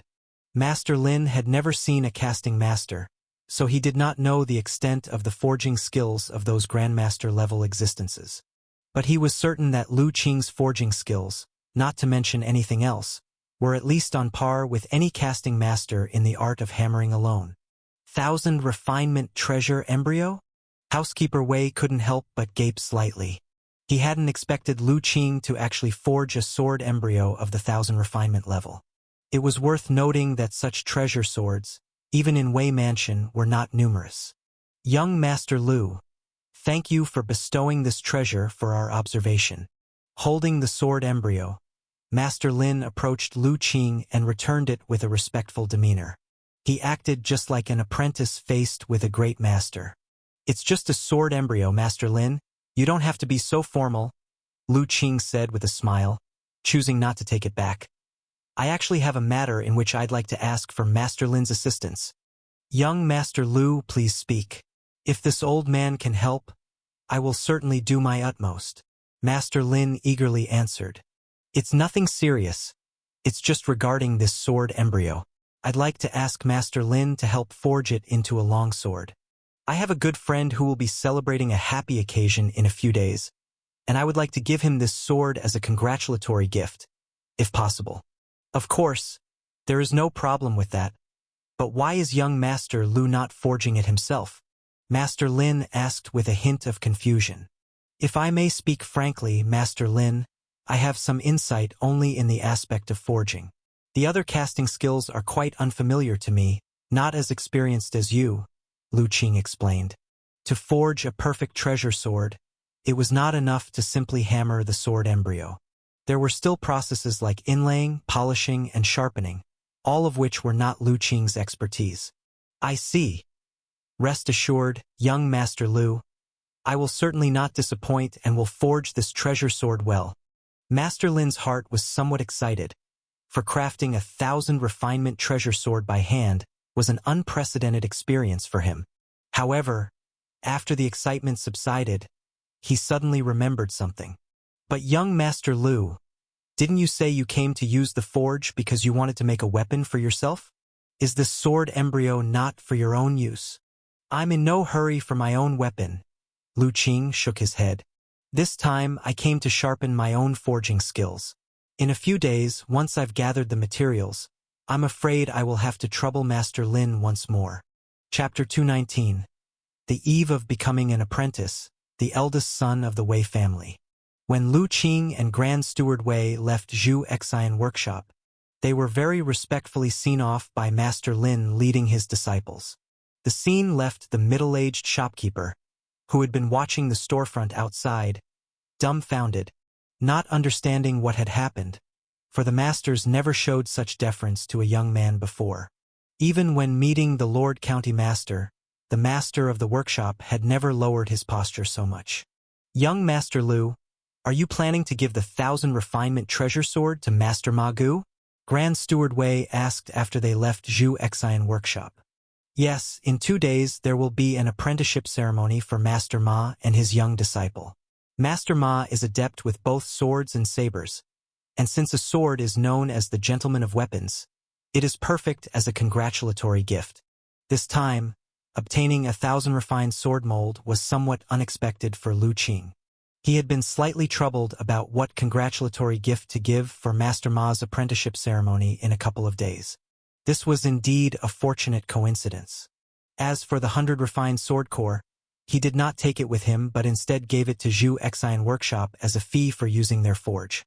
That gift you are giving, young master, is truly generous. 1,000 refinement treasure sword is always exceedingly difficult to obtain. Even within the state mansion it is rarely seen and coveted by many swordsmen whenever it appears, Grand Steward Wei said with a smile. A sword of the 1,000 refinement level is considered a true treasure. Slicing through iron as if it were mud and cutting hair with a blow are all done with ease. Such a sword, even with the Wei family's collection, they did not possess many. That Lu Qing could gift it so casually truly amazed Grand Steward Wei. Especially when he thought that it took Lu Qing only an hour or two to forge. His astonishment was even greater. Before coming to Zhu Xian workshop with Lu Qing, he had never imagined that Lu Qing's skill in casting was so profound, capable of effortlessly forging a weapon of the 1,000 refinement level. Such casting ability was indeed not inferior to those world-renowned casting masters. Such a young casting master, coupled with the formidable strength to defeat a martial arts grandmaster. Grand Steward Wei found that the more he interacted with Lu Qing, the more he realized how inscrutable the young man was. One could never know how many unknown skills he still concealed, and each of them was so breathtakingly brilliant. Lu Qing did not notice Grand Steward Wei's internal turmoil. He was quite satisfied with his trip to Zhu Xian workshop. Being able to forge a sword mold of the 1,000 refinement level using mere mortal iron meant his crafting skills had truly developed. Once Wei family master helped him gather the materials, he could begin forging his own war saber. After returning to Wei Mansion, Grand Steward Wei hurriedly went to report to Wei Xinghe. The news that Lu Qing possessed forging skills comparable to those of a grandmaster was very important. Wei Xinghe was equally astonished upon hearing this. But he did not spread the news, instead heightening Lu Qing's importance several levels in his mind, and ordered his men to speed up the process of gathering the materials Lu Qing needed. In the following days, Lu Qing did not go out again, contentedly practicing martial arts and reading books in Wei Mansion. He had also asked someone from Wei Mansion to go back to Jili Village and inform Old Master Zhang and the others that he would be staying in the county for a while, so there was no rush to return. 2 days later, just before the apprenticeship ceremony, Zhu Xian workshop finalized the 1,000 refined sword mold into a true treasure sword and sent it to Wei Mansion. Young Master Lu, please have a look. Does this sword meet your expectations? The one who personally delivered the sword was none other than the owner of Zhu Xian workshop, Master Lin. He held out a beautifully decorated long wooden box respectfully to Lu Qing. The respectful demeanor was so astonishing that even Wei Xinghe, who happened to be present, couldn't help but marvel. This old master, known for his superb casting skills, was considered second to none in the county, and he was usually quite proud. Yet, in front of Lu Qing he was so respectful. It seemed he was indeed completely subdued by young Master Lu, just as the Grand Steward had said. Lu Qing took the wooden box, opened it, and inside lay a long sword. He picked up the sword, flicked it with his fingers, and had already drawn it from the scabbard. A cold light flashed abruptly, making everyone feel a sharp aura rushing towards them. In Lu Qing's hand, the blade was snow-white with fine and peculiar patterns on the sword body, looking extremely beautiful. Lu Qing pulled a strand of hair from his head, threw it into the air, then flicked his wrist lightly. In the blink of an eye, cold glints and dense sword shadows filled the air, stabbing countless times in a matter of seconds. This sudden display of swordsmanship instantly dazzled everyone. Even Wei Xinghe twitched the corners of his eyes. Putting himself in the situation, he realized that even he would have difficulty resisting Lu Qing's swift sword techniques. Swish! When Lu Qing sheathed the sword again, he looked at the hair on the ground, now cut into countless pieces, and nodded in satisfaction. The hair was weightless in the air, but the sword had easily sliced it, showcasing its sharpness. This sword is very good. Thank you, Master Lin. Master Lin's heart and spirit had already been intimidated by Lu Qing's swordsmanship. Upon hearing this, he hurriedly replied, "What are you saying, young Master Lu? Having the chance to personally contribute to the making of such a treasure sword is an honor for us casters. It is I who should be thanking you." Moreover, in the past few days, as he was refining it, old man Wang from next door had come to visit. When he saw the treasure sword, the disbelief in his eyes had made him quite proud at that moment, and even thinking about it now brought him immense pleasure. After Master Lin left, Lu Qing put the sword back into the wooden box and handed it to housekeeper Wei, asking him to add it to the list of gifts for tomorrow's ceremony. At this time, within the county, all forces were also preparing for the apprenticeship ceremony to be held at Wei Mansion the next day. In recent days, as the Wei family had sent out invitations, news that the young master of Wei Mansion would take Ma Gu of the Ma family as his master had spread throughout the city. At first, some forces were puzzled about who this Ma Gu was to accept the young master of the Wei family as a disciple. Some even guessed initially whether he might be one of the two mysterious men at the city gate that day. However, after some investigation, they were surprised to discover this Ma Gu was actually a collateral member of the Ma family, and his cultivation wasn't high, just at the muscle-bone realm. The Wei family was actually letting their young master take a muscle-bone realm practitioner as his master. This made all the forces in the city profoundly astonished. Could it be that this Ma Gu also had some special attributes? Or was he like the mysterious young man that day who, though of the muscle-bone realm, possessed strength far beyond that realm? For a while, all the powers became curious about this so-called apprenticeship ceremony. While preparing their gifts, they also anticipated the arrival of the ceremony. Thus, the entire county was enveloped in a strangely charged atmosphere. In this atmosphere, in the afternoon, a convoy noisily entered the city and headed towards Wei Mansion. At the same time, housekeeper Wei also received the news. He ran joyfully towards the mansion. Master, master! The eldest young master has returned. Chapter 220 Qing Yun's Sword Pavilion. How heir has returned. Upon hearing this news, Wei Xinghe was also very surprised. Not only that, he returned with several of his fellow disciples, and Miss Yu Yan has also come back with the elder son. Yu Yan has also returned? Wei Xinghe was even more surprised. Quick! Go tell the madam. By the way, where are they now? They have already entered the mansion. The young master is currently outside receiving them. Wei Xinghe hurried forward. His elder son, who had been sent to study at the Qingyun Sword Pavilion in Jizhou a few years ago, had not returned for several years. Unexpectedly, he had suddenly returned this time, just before an heir's apprenticeship, which could be described as a double celebration. Arriving at the front courtyard, he saw his younger son joyously circling a tall and straight youth. Several young men and women of similar age and extraordinary demeanor stood nearby. The youth bore a gentle expression. Who could it be if not his elder son, Wei Zihao? Not bad, you've become robust. Wei Zihao looked at his brother, his face expressing reassurance. He remembered how his younger brother used to be quite delicate and somewhat melancholic. Now, he had become significantly more robust and cheerful. Brother, why didn't you inform us beforehand that you were coming back? The family didn't even know. Wei Zian asked excitedly. I was participating in a training mission from my sect and just happened to be passing through Tsang State, so I stopped by to check on home. By the way, little brother, I heard some news about our family these past few days and wanted to ask you about it. Cough, cough. While the two brothers were talking, Wei Xinghe coughed twice and stepped out. Father! Wei Zihao turned his head, his expression becoming serious as he bowed. Greetings, Wei family master. The young men and women beside him also bowed slightly. No need for formalities. You must be tired from the journey. Ahai! Go and prepare a feast to welcome and refresh our young heroes. Yes, master. Grand Steward Wei responded and went to make preparations. Uncle, where is my aunt? At that moment, one of the young women ran up, speaking cheerfully. Looking at this young woman, Wei Xinghe also smiled. Yu Yan is here too. Your aunt is in the backyard. Go find her yourself. Father, I will also go to greet mother first, said Wei Zihao. Go ahead. Your mother hasn't seen you for several years and misses you dearly. Wei Xinghe nodded.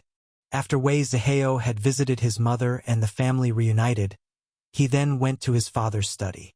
Father, I heard quite a bit of news about our Wei family upon my return. They say that, a while ago, the Northern Border Sky Blue sect had sent people to attack our Wei mansion, and even an innate grandmaster had appeared. Is this true? As soon as Wei Zihao entered the study, he asked directly. Indeed, it is true. Wei Xinghe nodded. Then why didn't you send someone to inform me and let me rush back to help? Wei Zihao said anxiously. At the time he had heard this news, he was truly burning with anxiety. The Northern Border Sky Blue sect is a powerful sect, no weaker than their Qingyun Sword Pavilion. It is unthinkable that they attacked the Wei family, spanning several major states. If it hadn't been later heard that the mansion's crisis had been resolved, he would have probably rushed back overnight yesterday. At that time, the situation was critical. All the manpower in the mansion was under their control, and no messages could get out, explained Wei Xinghe. There was another reason he did not mention. It was because their ancestors' life and death were uncertain, and on the other side, Wang Zongyi, a heavenly realm expert, was in charge. Even if Wei Zihao had returned, it would have been of no use, as he could not change the overall situation. It was better to let him stay in the Qingyun Sword Pavilion and preserve a bloodline for the mansion, so as not to be completely eradicated. All right, let's not talk about the past anymore. Fortunately, with the help of a noble, the crisis in the mansion is now resolved, and the old ancestor has also returned safe and sound. There could be no better outcome than this. Seeing his eldest son seem to have something else to say, Wei Xinghe quickly interjected. Wei Zihao's words were instantly swallowed, and he curiously asked, Father, who exactly helped our Wei mansion resolve the crisis? I heard many rumors outside, but they all seem quite absurd and hard to distinguish between true and false.